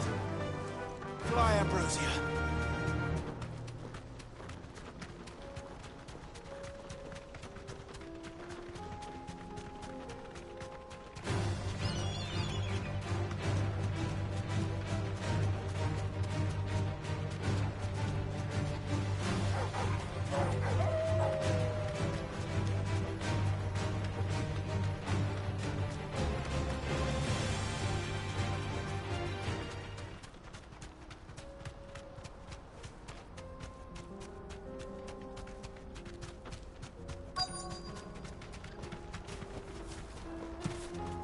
Can't be Rutherford, can it?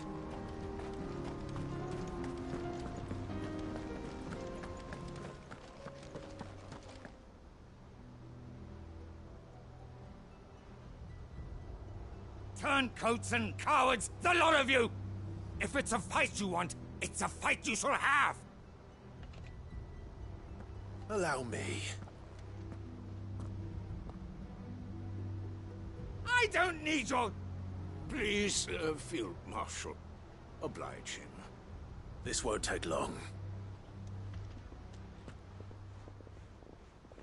You're right. It won't. Men, finish him.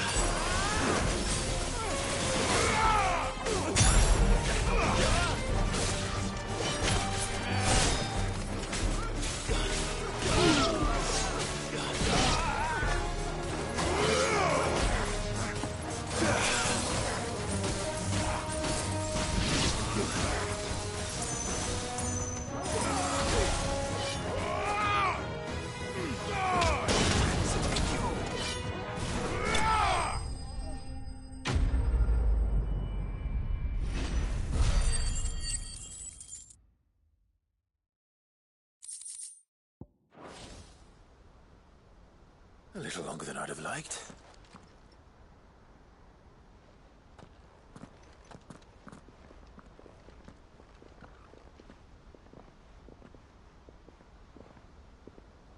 Field Marshal Havel, I presume. Are either of you injured? No, my lord. You arrived just as our escort turned on us. Fucking traitors. I'd heard reports of soldiers in the outlying regions abandoning the oaths they swore. But I hadn't thought the corruption had reached so close to the heart of the Republic. It's a fucking disgrace. Your interfering old bastard of an uncle tried to warn me, of course. My lord Marquis. Or is Sid the Outlaw more to your liking? Call me what you want. It doesn't change who I am, or the urgency of the message I bring. My uncle has a plan to right the realm, and he needs your help to see it through. Before I agree to anything, I'd have you answer one question. What do you stand to gain from all this? I won't deny that I might benefit from further chaos. But I seek a new beginning for all of us. And while the choices I've made may not always have been the right ones, I know I made them for the right reasons. For so long, so many of us have been told how we could live, how we could die, when it should have been our decision all along. Now we have a chance to put things right. But in order to take it, we must stand together. Even if it be beside those with whom we don't see eye to eye.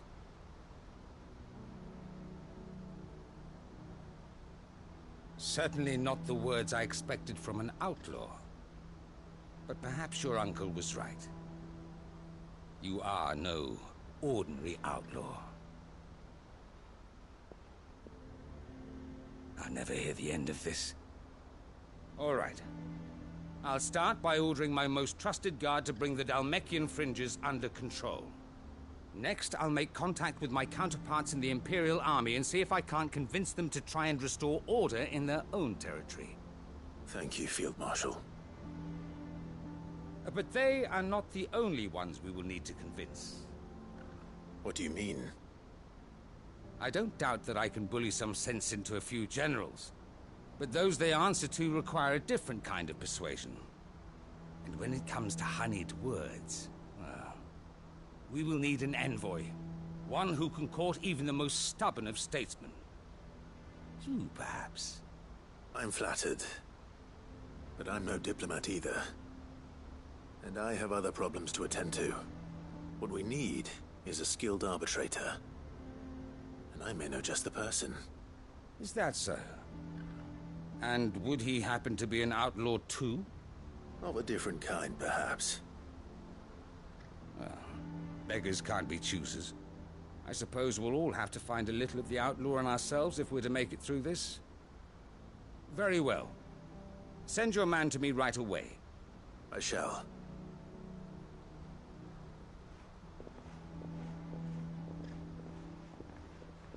My Lord Marquis, your Lord Uncle bade me escort the Field Marshal to his manor in Port Isolde. And I will see that my associate joins you there. Very good, my lord.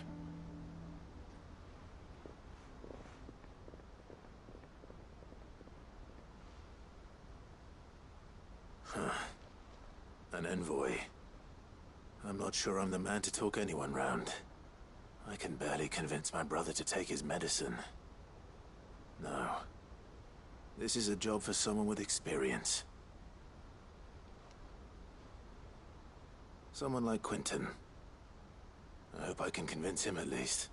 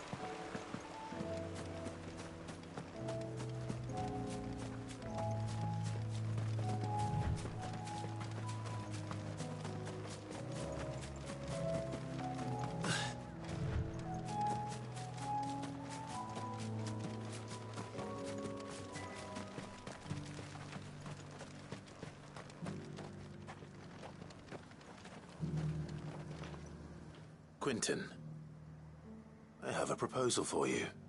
Do you now? Something tells me you'll be asking more of me than a cask of Gotand gold. Go on then. Propose.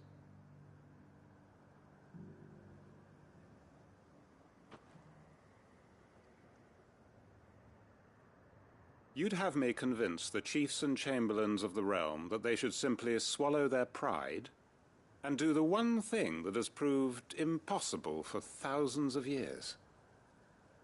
Was there anything else? Perhaps I can fetch you a meat pie as well. I know it's a lot to ask, but I can think of none better suited to the role. And you'd have me give up what little I have left to do it. I told you, Clive.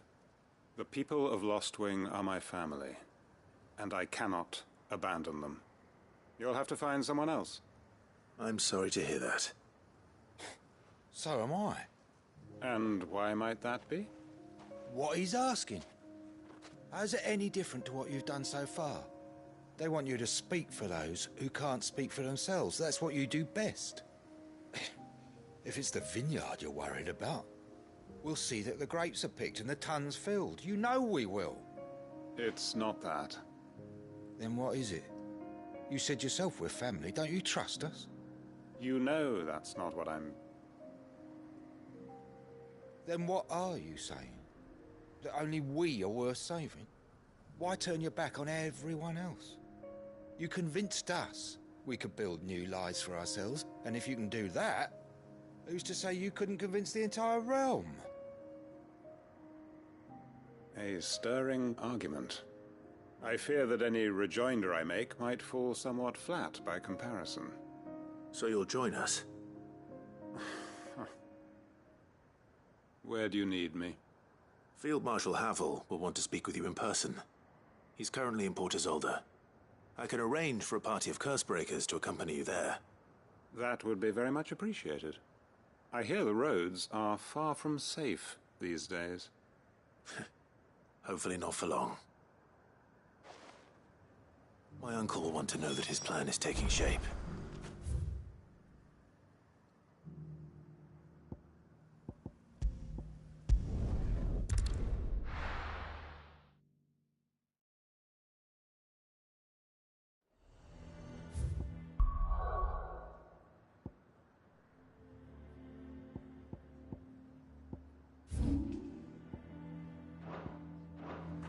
Nazaire might at least have mentioned where in Northreach he'd be testing this recruit.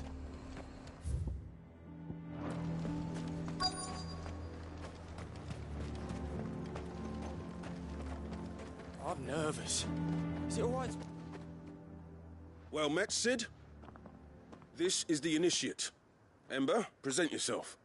At your service, Master. Please, just Sid. There are no masters here. Your life is your own. Oh, of course. Thank you, Sid. The sergeant says you'll be evaluating me at my trial. To become a scout, yes. You are aware of the dangers inherent in that role. I am. But I swore I'd face them. Just like the man who saved my life. And who would that be? Gav. It was him who found me and freed me. No magic, no support, just one man and his nose. Came and sniffed me out. It taught me what one man can do if he puts his mind to it. And I've been training ever since, so that one day I can be someone's saviour, just like Gav was mine. I'm sure he'd be flattered. You clearly have good intentions, Ember. And it sounds like you're under no illusions. Stick to this path and you'll make a fine Cursebreaker. So, what? Have I passed? You haven't even started yet. Now listen.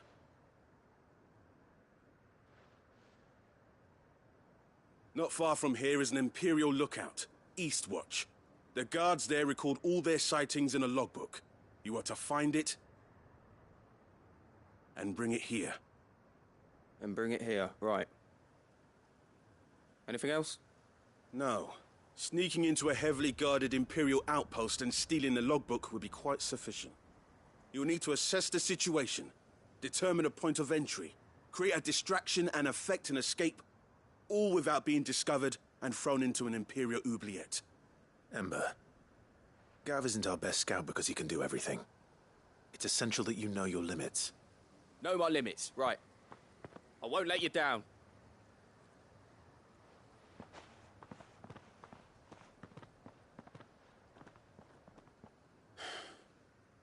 It shouldn't be as dangerous as I made out. But keep a weather eye on him all the same, would you? On my way. All right, Ember. Impress me.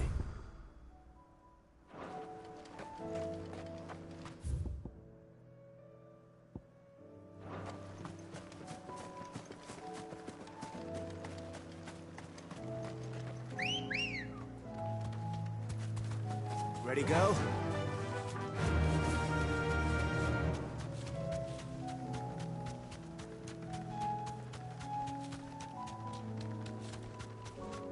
Have care.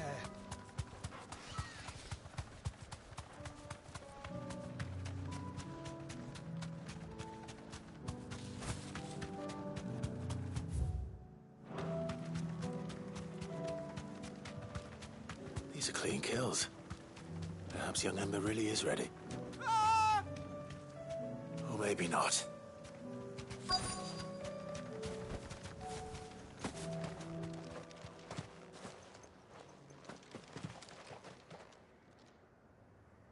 Damn it. Ember, draw your sword! I can't! Then run! If you want him, you'll have to go through me.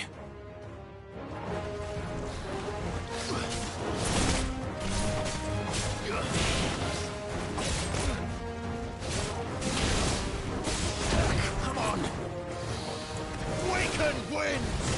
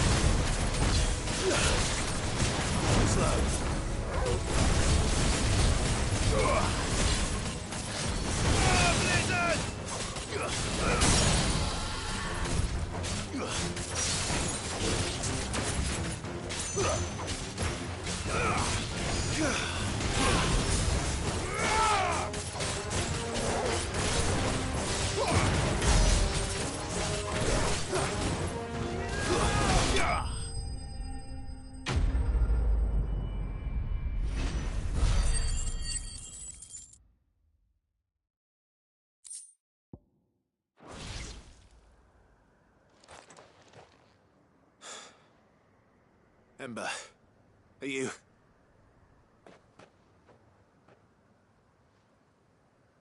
Gone. Of course. Scouts really are a rare breed. Back to Northreach it is, then.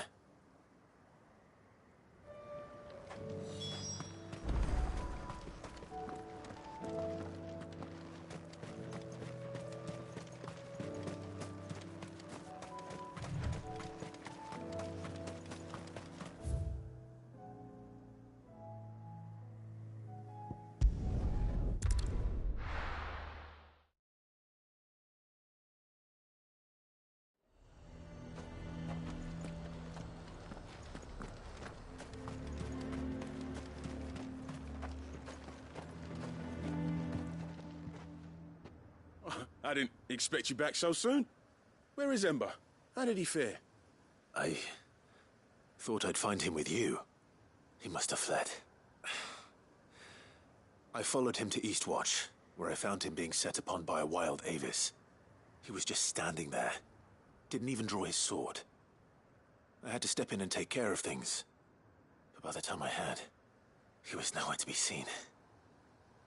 I assumed he'd set off in your direction, but apparently not. Oh, I'm sorry, Sid. I knew the boy had a nervous streak, but he seemed like... The right man for the job? I believe this is the logbook you tasked me with retrieving. Eh? How did you... Don't you tell me you breached the tower while Sid was busy saving your skin. What? Wasn't that what you asked me to do? To bring the thing back without getting caught? He has you there, Nazaire. And he did it all on his own. But Sid, he did what he thought was best. And now I have to decide whether I agree. Of course. We'll await your evaluation back at the hideaway. Don't you leave my sight. Yes, Sergeant.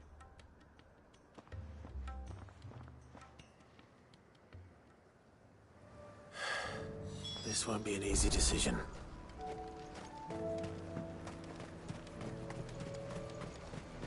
A fortress? The garrison is threatening to pull their sentries from the markets if we don't cooperate. I would speak with this Duke about the demands he's made of me and my fellow traders. Saw the captain just now. Wasn't wearing his uniform.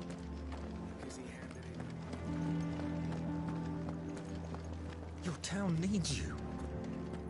I need you. But the Duke would have me clapped in irons.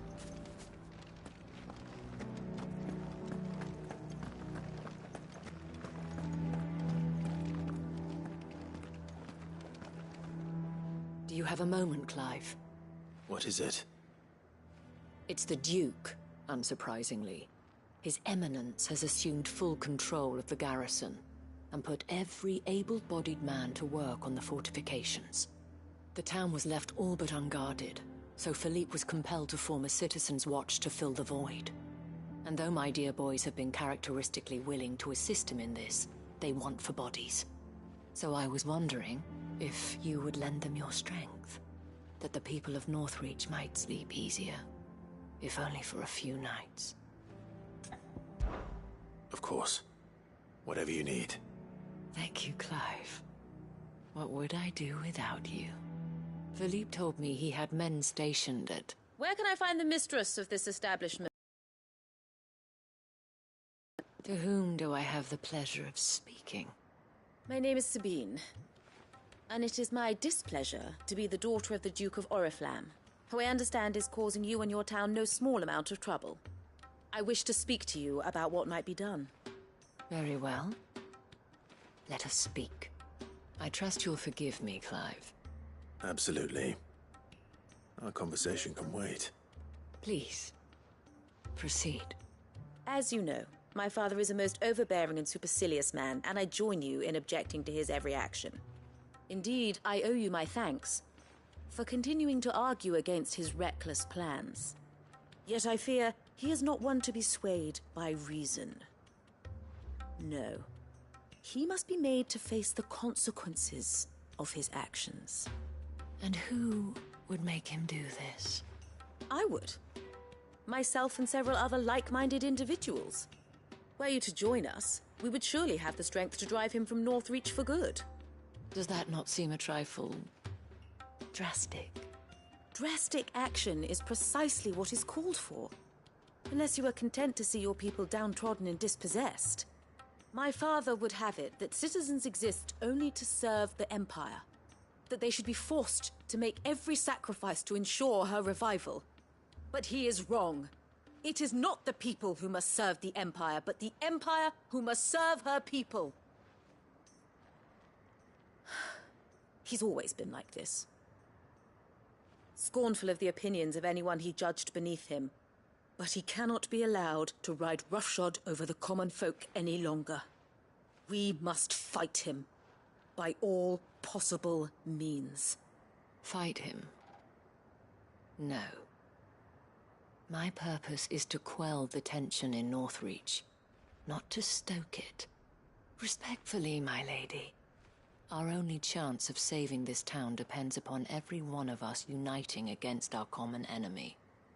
Your father and his followers included. While I understand your frustrations, I cling to the hope that he may yet be won round. False hope, I assure you. But I see that your mind is made up. I shall bother you no longer. If you will extend me the same courtesy, I bid you good day. She certainly has spirit. Indeed. But unfortunately for us, that spirit is only likely to harden the Duke's resolve, which may be enough to seal the fate of this town. Not that she cares. This is all about her and her father. Families. I'm sorry, where were we? Ah, yes. I was about to tell you of Philippe's plans for the town watch, but perhaps it's better that you heard them from him. I believe he's in the market, if you'd be so kind as to seek him out. Right away. It's just a pity I cannot join you. I'd like to see the two of you in action together.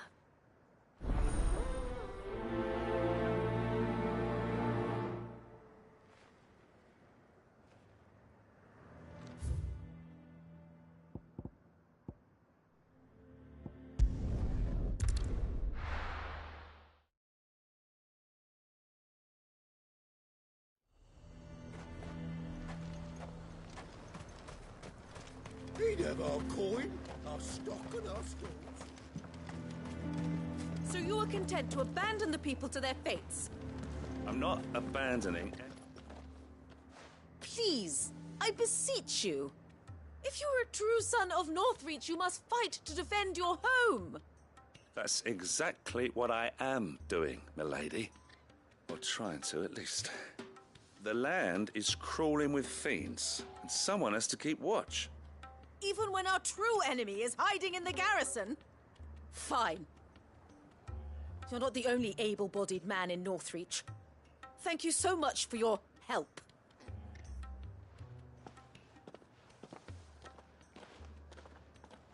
She cornered you too, then? Could hardly get a word in edgeways. Like father, like daughter, eh?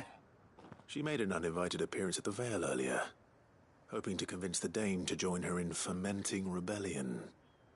I bet that went well. Her ladyship seems to have a way with people. Anyway, what brings you here? Our mutual friend thought you might welcome some help. Oh, she did she? Right as always.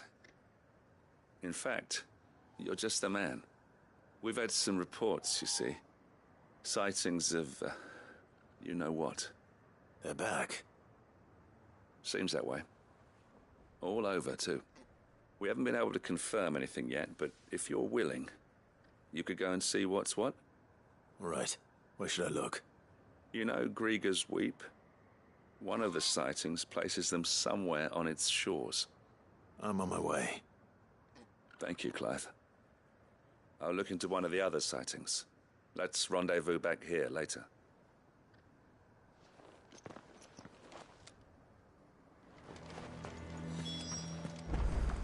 My father has naught but contempt for you.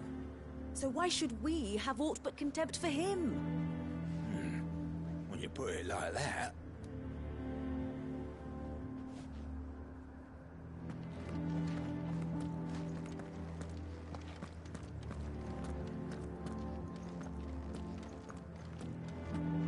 What does the Dame have to say about all this, I wonder? The Duke might have soldiers at his beck and call. But us common folk follow the Dame, and no one else.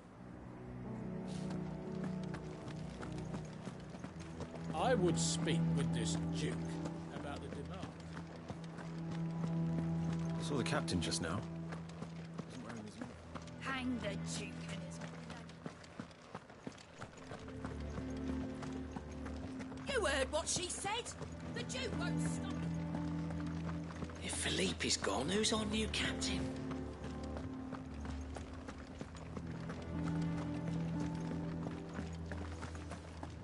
Welcome back. Wraiths give you any trouble?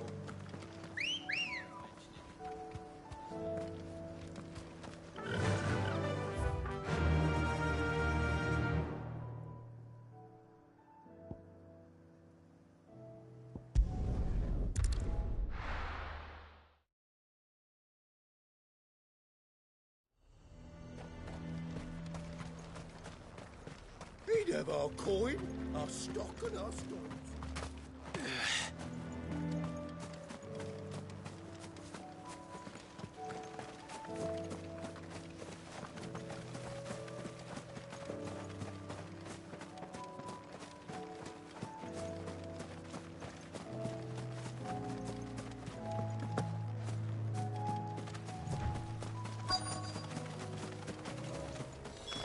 Damn it.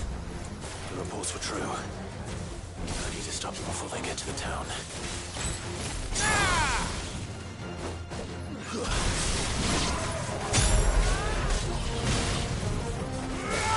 Stay down!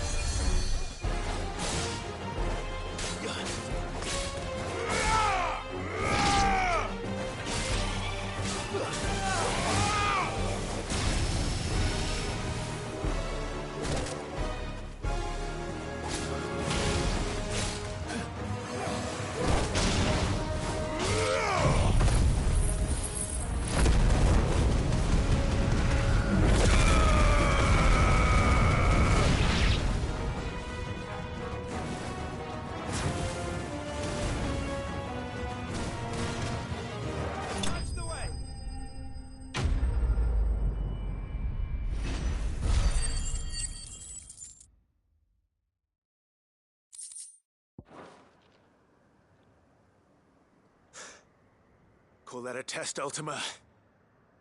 Clive, it's me. Are you all right? I am. But it seems the reports were true. The thralls have returned. I dispatched the few that I found, though. Well, there's something, I suppose. But what were they doing south of town? They all came from the north last time. We might be able to fend off an attack from one side or the other, but from both? Do you have eyes in the north? Some. I should probably go and have a look, though, just to be sure. You head back to Northreach. I want you there just in case war breaks out while I'm away. What do you mean? Her ladyship's been busy working her magic on the townspeople, stirring up ill feeling towards her father. But she'll have her marching on the barracks if we're not careful. What? This is exactly what the Dane was afraid of. I'll do what I can to calm things down. Be careful out there, all right? Don't worry, I'm not like you. One sniff of those things and I'm running back to town screaming blue murder.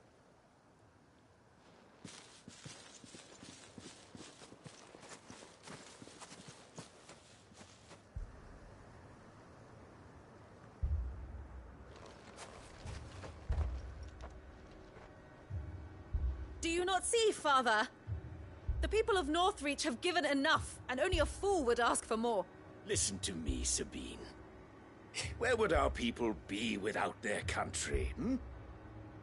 The Empire is their sword and their shield. It is she that ensures they can live without fear.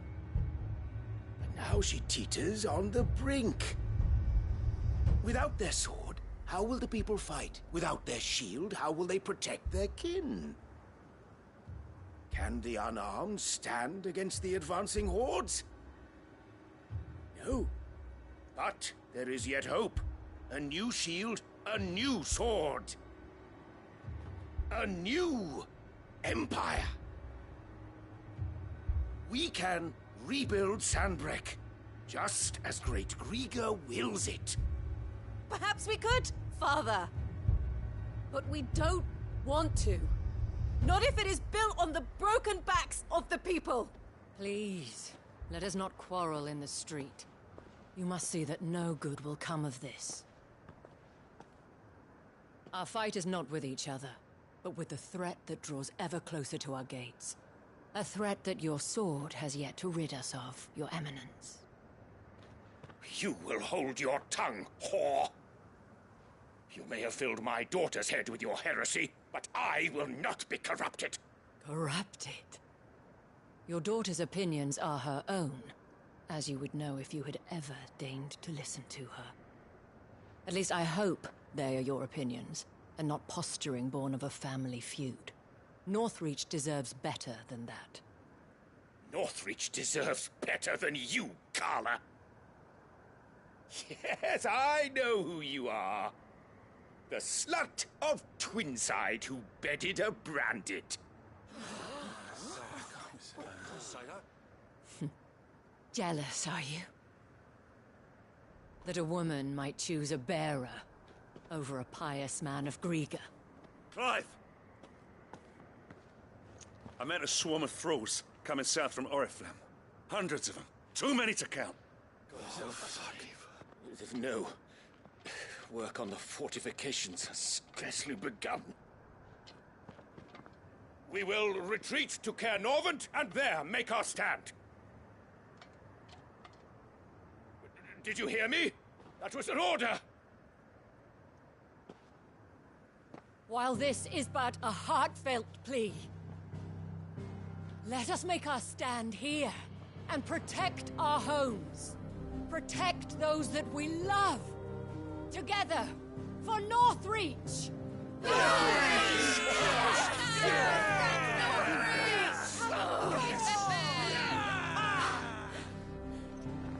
You heard the dame. What are we waiting for? Pikemen to the gates. Archers to the roofs. Quickly, come on!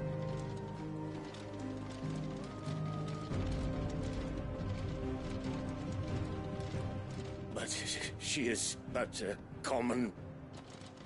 whore, yes. And we'd follow her to the gates of hell.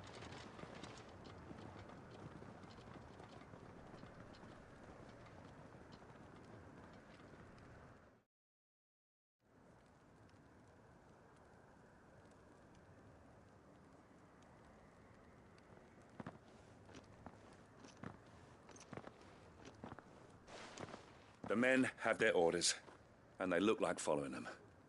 I got them spaced out at regular intervals. Whichever direction the thralls strike from, there'll be someone there to meet them. Thank you, Philippe.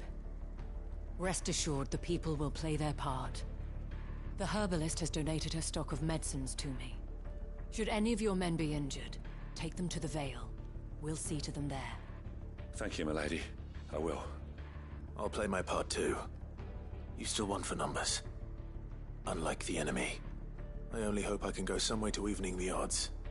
Philippe, can I leave the south in your hands? I doubt the thralls by the lake were the last of their number. Of course. I'll lead a party down that way so we don't get taken by surprise. What about you? I'll make my way up the road to Oriflamme. I've fought a few of these things. And while I can't promise to hold them all back, I should be able to thin the herd. All right. But take care. Thank you. Both of you. You can thank us when it's over. Till then, madame.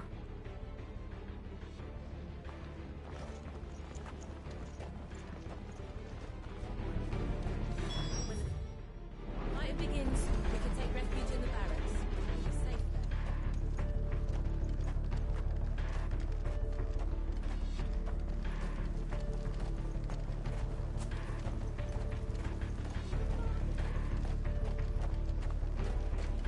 I want steel in the hands of every man or woman willing to fight.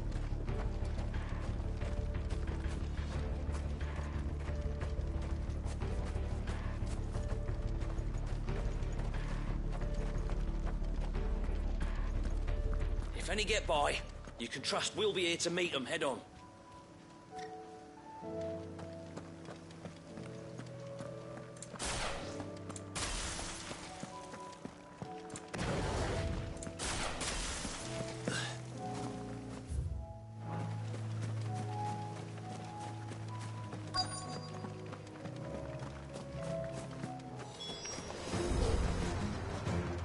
So many of them. Not for long.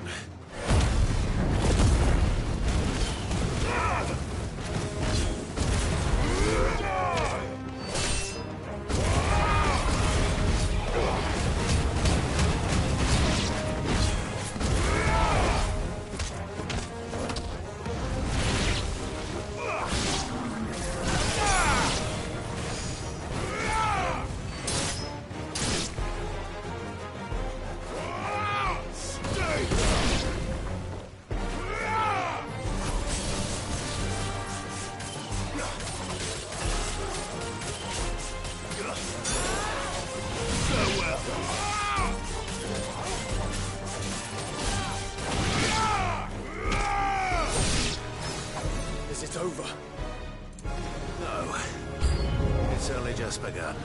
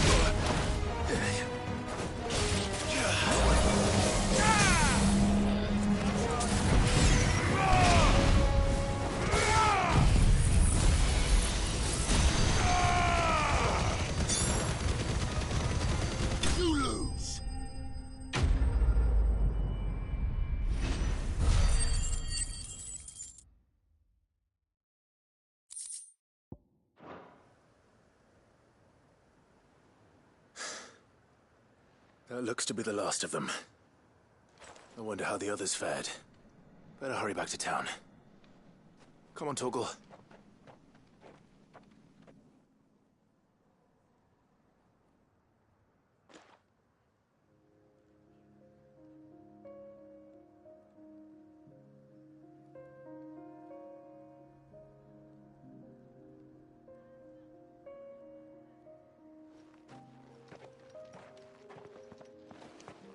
Clive, it's good to see you. And you. The road to Oriflamme is clear. How did you and your men fare? Well, we ended up fighting for our lives down by the lake. Took a few nicks, but nothing the girls of the Vale can't put right. Glad to hear it.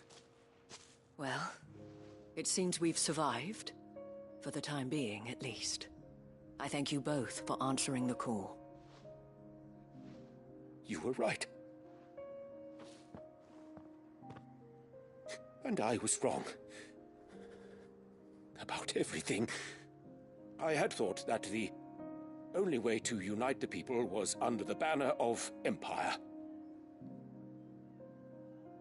That without a strong hand to guide them, they would drift apart, to be borne hither and yon by the eddying currents of fate. But you brought them together. Not by force, nor by the exercise of goddess-given authority, but by simply being one of them. By knowing what they feel, because you feel it yourself. Our purpose was ever the same, Your Eminence. You were merely distracted by a loftier vision of empire and glory, while our eyes beheld matters closer to home. You have the right of it again. As did you, Sabine. His Radiance said it himself. Sanbreque is naught without her citizens. I forgot that, and I am sorry. I'm sorry too, Father. I should never have taken things so far. I only wanted you to understand how the people felt. How I felt. But my anger got the better of me. Do not blame yourself, my dear. This was my doing. I should have listened to you. To all of you. Your Eminence, your ladyship, I do not doubt that you came here with the best of intentions. But I believe the same could be said of us all. We all want safety, security, prosperity. Not just for Northreach, but for the entire realm. And we may yet achieve it. If only we work together. Will you join us in this? Yes. We shall. Thank you, Your Eminence. Now that that is settled, I must go and see to the wounded. The Vale's doors are always open to any soldier in need of relief. And today there are more than ever before.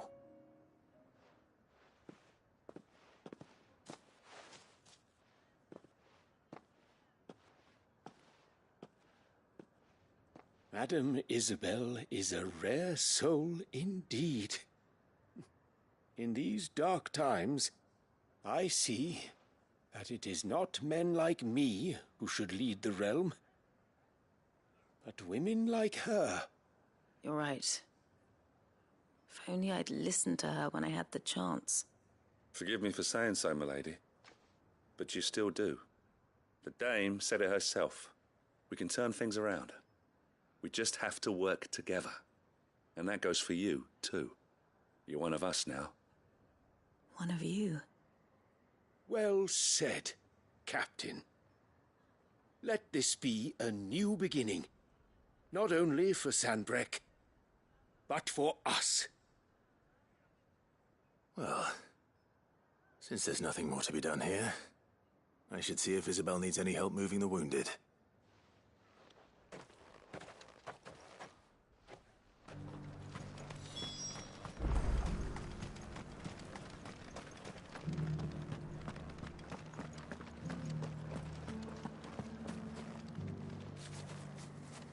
Now, what story would you like to hear next?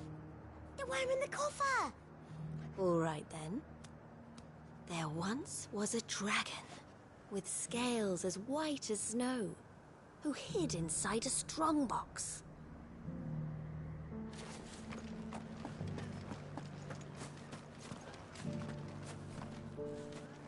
When darkness descended, the line did not break. Though full sorely tested, secure was their fate.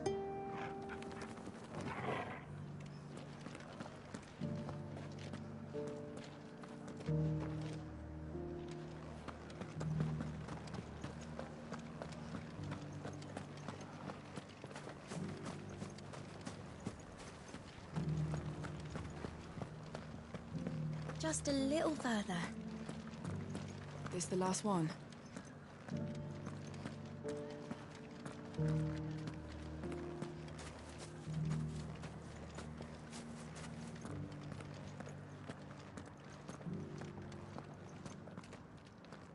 How goes the treatment of the wounded?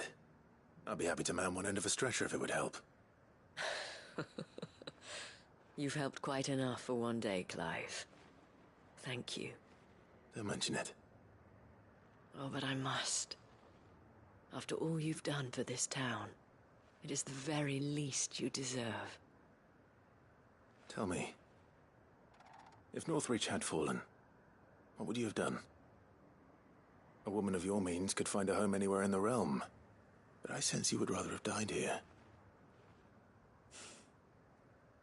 It's a long story. For you, madame, I have all the time in the world.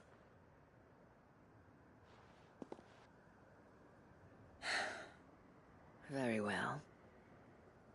Long ago, I had a life in the Crystalline Dominion. I was Carla then, courtesan to the nobility. So sought after was I that it was only they who could afford my time. Alas, those halcyon days were not to last. For naive as I was, I fell in love with a bearer. He was my master's guard, the gentlest man I have ever known. After they discovered us together, he was whipped bloody and forbidden from ever looking at me again. And so we fled. Not that we had anywhere to flee to. We wandered, aimless and starving, half dreading, half praying that the next day would be our last. Until we found ourselves here, in Northreach. It was the veil that took us in, that fed us, clothed us, and healed our hurts. Those that could be healed, at least. My love was already too far gone. He passed away. He did. Not long after we arrived. But at least we were able to share a few moments of peace before the end. It was the greatest gift I have ever received. But the generosity of this town and her people did not end there. The men and women of the Vale supported me through my grief. Shared in it, though I was still a stranger to them. They treated me like a sister. And so I swore that I would always do the same. That I would return the kindness that Northreach showed me. That I would repay my debt to the Vale.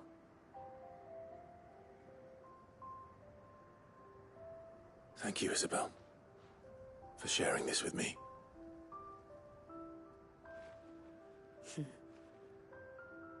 You're a lot like him, you know. Perhaps that is why I have such a soft spot for you. Never stop fighting, Clive. And I shan't either. I know that it will not be easy to keep Northreach together. But our efforts will be rewarded. Just look at us now. The people, the soldiers, even the Duke of Oriflamme and his daughter, all united in defense of this town that we have come to call our home. And what of you? Can we count on your support too? Always.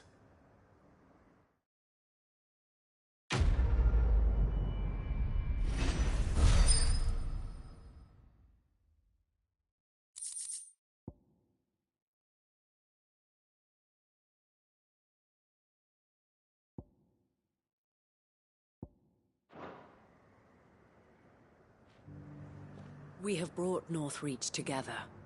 Now the fight begins to keep her together. For if this town is to survive, we must all play our part. Including you, Clive.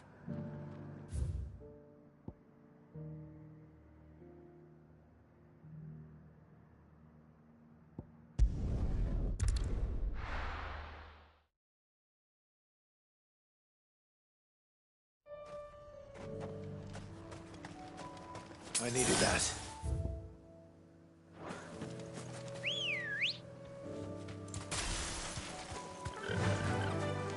Faster!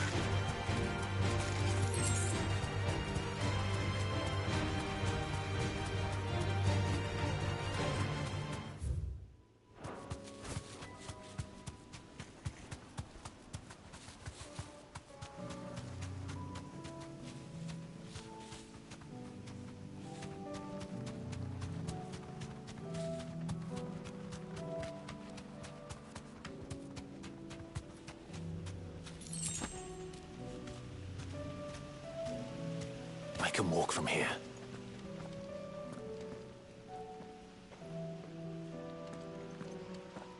Quiet.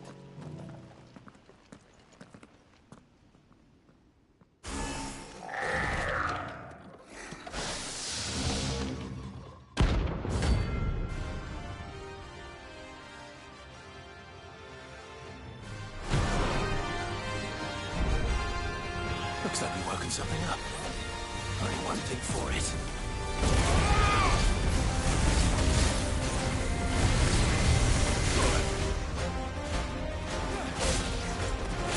Too slow.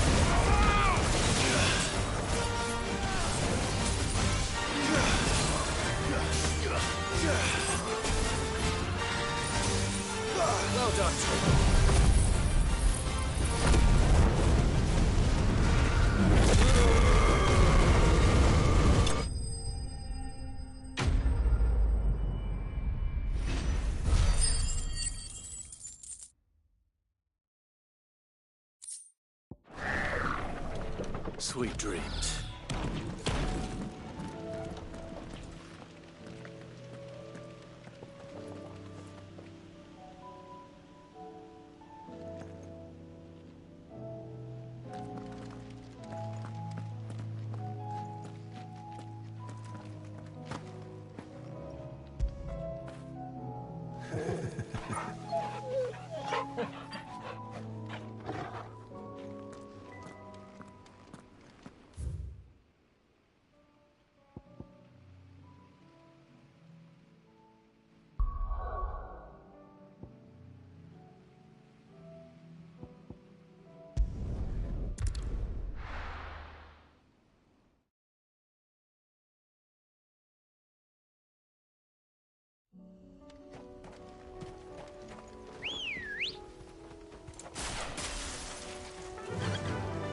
Run like the wind. Unwavering will and an unbreakable bond. Do you really think we're strong enough? Save the world? Of course. To have overcome Father's political enemies. Of that I'm less certain. Especially knowing what we know now. What Mother was truly capable of. But perhaps these bands would have helped. Knowing he was with us. Made all the difference.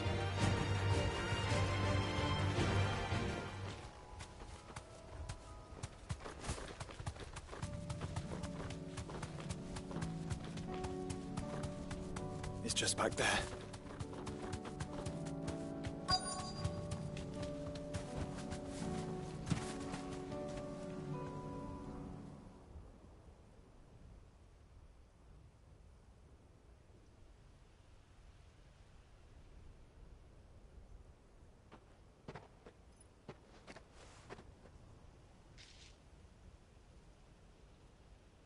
Father always fought for what he believed was right. It wasn't until that night at Phoenix Gate that I realized I had never fought for anything. I always had someone else to do the fighting for me.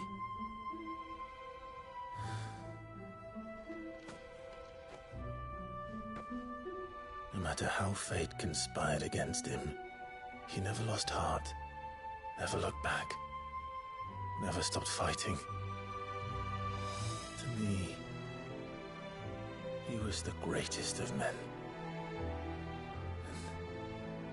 And I've been trying to live up to his ideals ever since.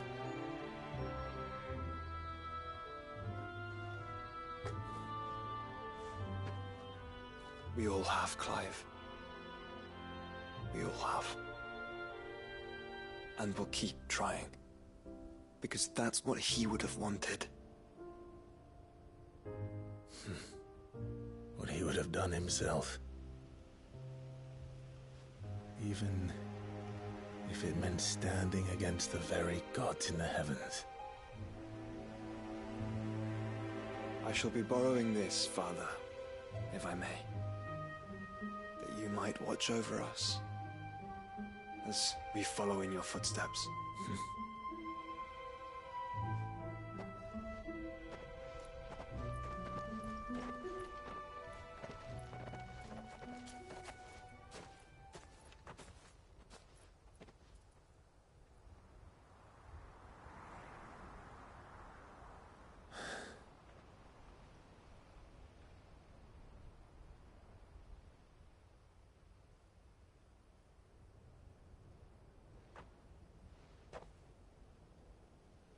We won't lay you down.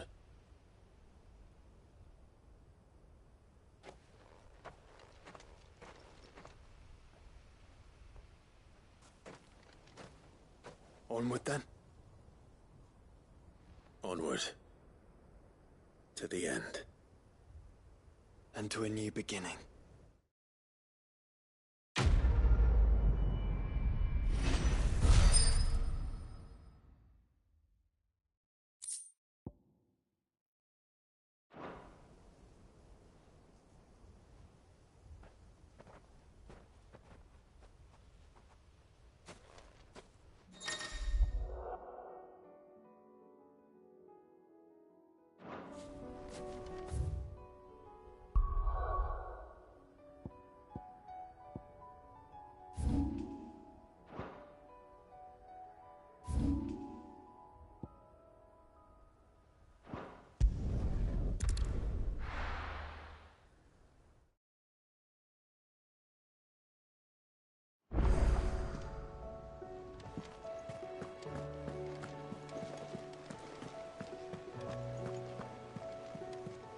You should have seen him. The thing didn't stand a chance.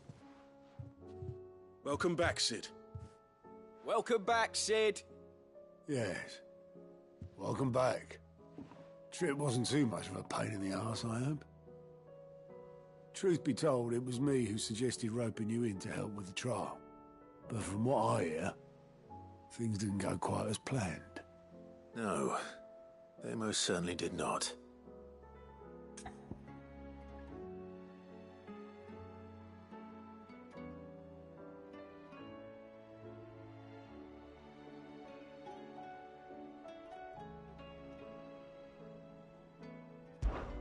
Ember lost his nerve in the face of a beast of prey, but he didn't lose heart.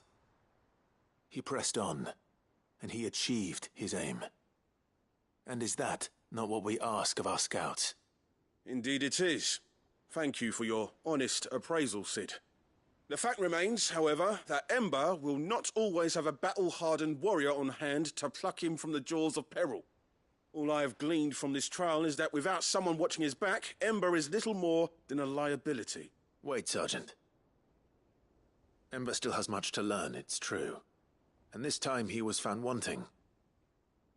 But I'd say he's due a second chance, nonetheless. After all, he did do as you asked. With a bit of hard work, any hand can be made to hold a blade, and any mind can conquer its fears. But a scout's nose is different. You've either got one, or you ain't. And by sniffing out that log, young Ember here has shown he has a conch and a half. Wouldn't do to waste it now, would it? Fine. One more chance. I'll do whatever you ask. I'll spend my days and nights in the pit if I have to. I'll show you. Daft as a brush. Just like someone else we know. And if you ask me, we've been leaning on him for far too long. That time the curse breakers took some of the weight off his shoulders, I reckon. It couldn't hurt. Just don't tell Gav I said so, will you? I won't have him thinking he's been hard done by. Next thing you know, he'll be asking for a day off. Chance would be a fine thing. Back to work. Forgive me, Sid. This did not play out as I expected. Things rarely do these days. But that's why we need men like Ember more than ever.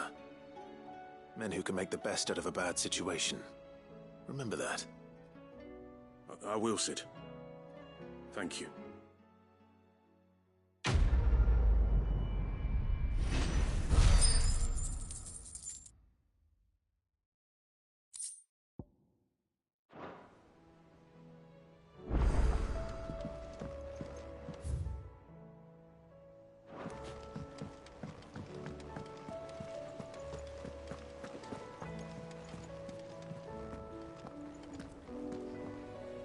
Uncle, I bring good news.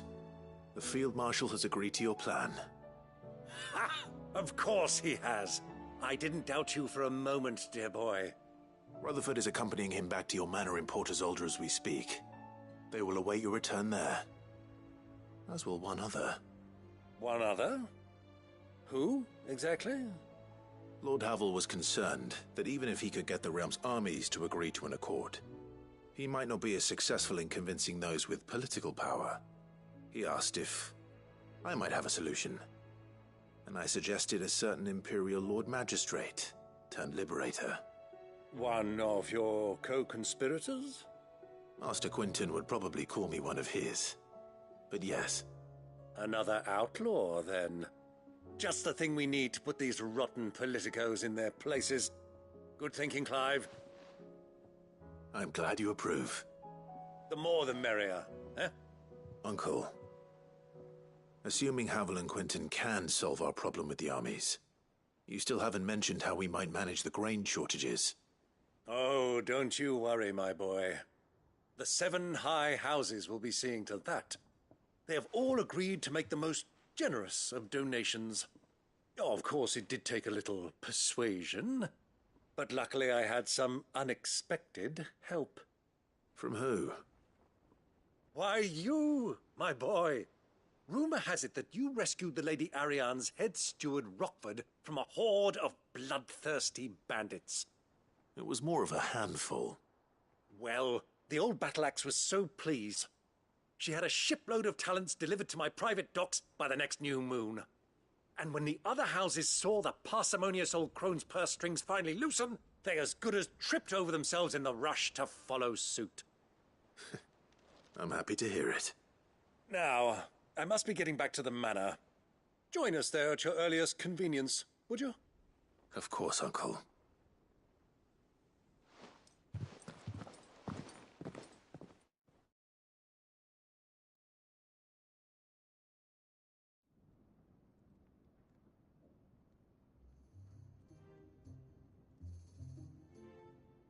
And how, pray tell, will we get that grain to the capital if the roads are still overrun with akashic? You'll find another bloody road. I only have so many men, and I'm not about to send them headlong into an ether flood. That is, unless you'd have them turn as well. Well, I'd certainly eat less. Says the man with a belly bigger than a band of curls. My soldiers actually need their rations. Without any food to keep them going, they'll be dead even before you've sent them on your fool's errand. If I may, gentlemen, perhaps I might suggest an alternative approach. Though supply routes are indeed disrupted, there is no shortage of ships. Indeed, they bob away in every bay from here to Randalar, awaiting a safe haven. Allow them to make port and fill their bellies full of grain. And once those who crowd the cities are fed, ferry the displaced back to the countryside to work the fallow fields. But I'm sure that you wish to continue your discussion. Forgive the interruption. Two such firm friends as yourselves need no help from the likes of me. Rutherford spoke fondly of the great bond between you. Us? Friends? I can't stand the man! Clive, I'm beginning to question the quality of the company you keep. And what kind of company were you expecting him to keep? The man's a criminal! Criminal? How dare you? You are not fit to breathe the same air as this fine, upstanding young gentleman. Upstanding? He calls himself Sid the Bloody Outlaw! Once more onto the breach.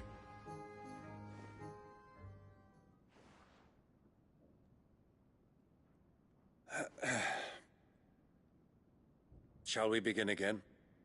What we seek here is not to create a new nation, nor to claim the thrones of those that already exist. We wish simply to bring stability to the realm that mankind might weather the current storm. And to do that, we must convince those in power, the generals, the statesmen, the nobles, that our cause is just. There will be disagreements, yes, and I imagine some resistance, much resistance. But we cannot let that deter us. If we show them the path, show them that we walk it ourselves,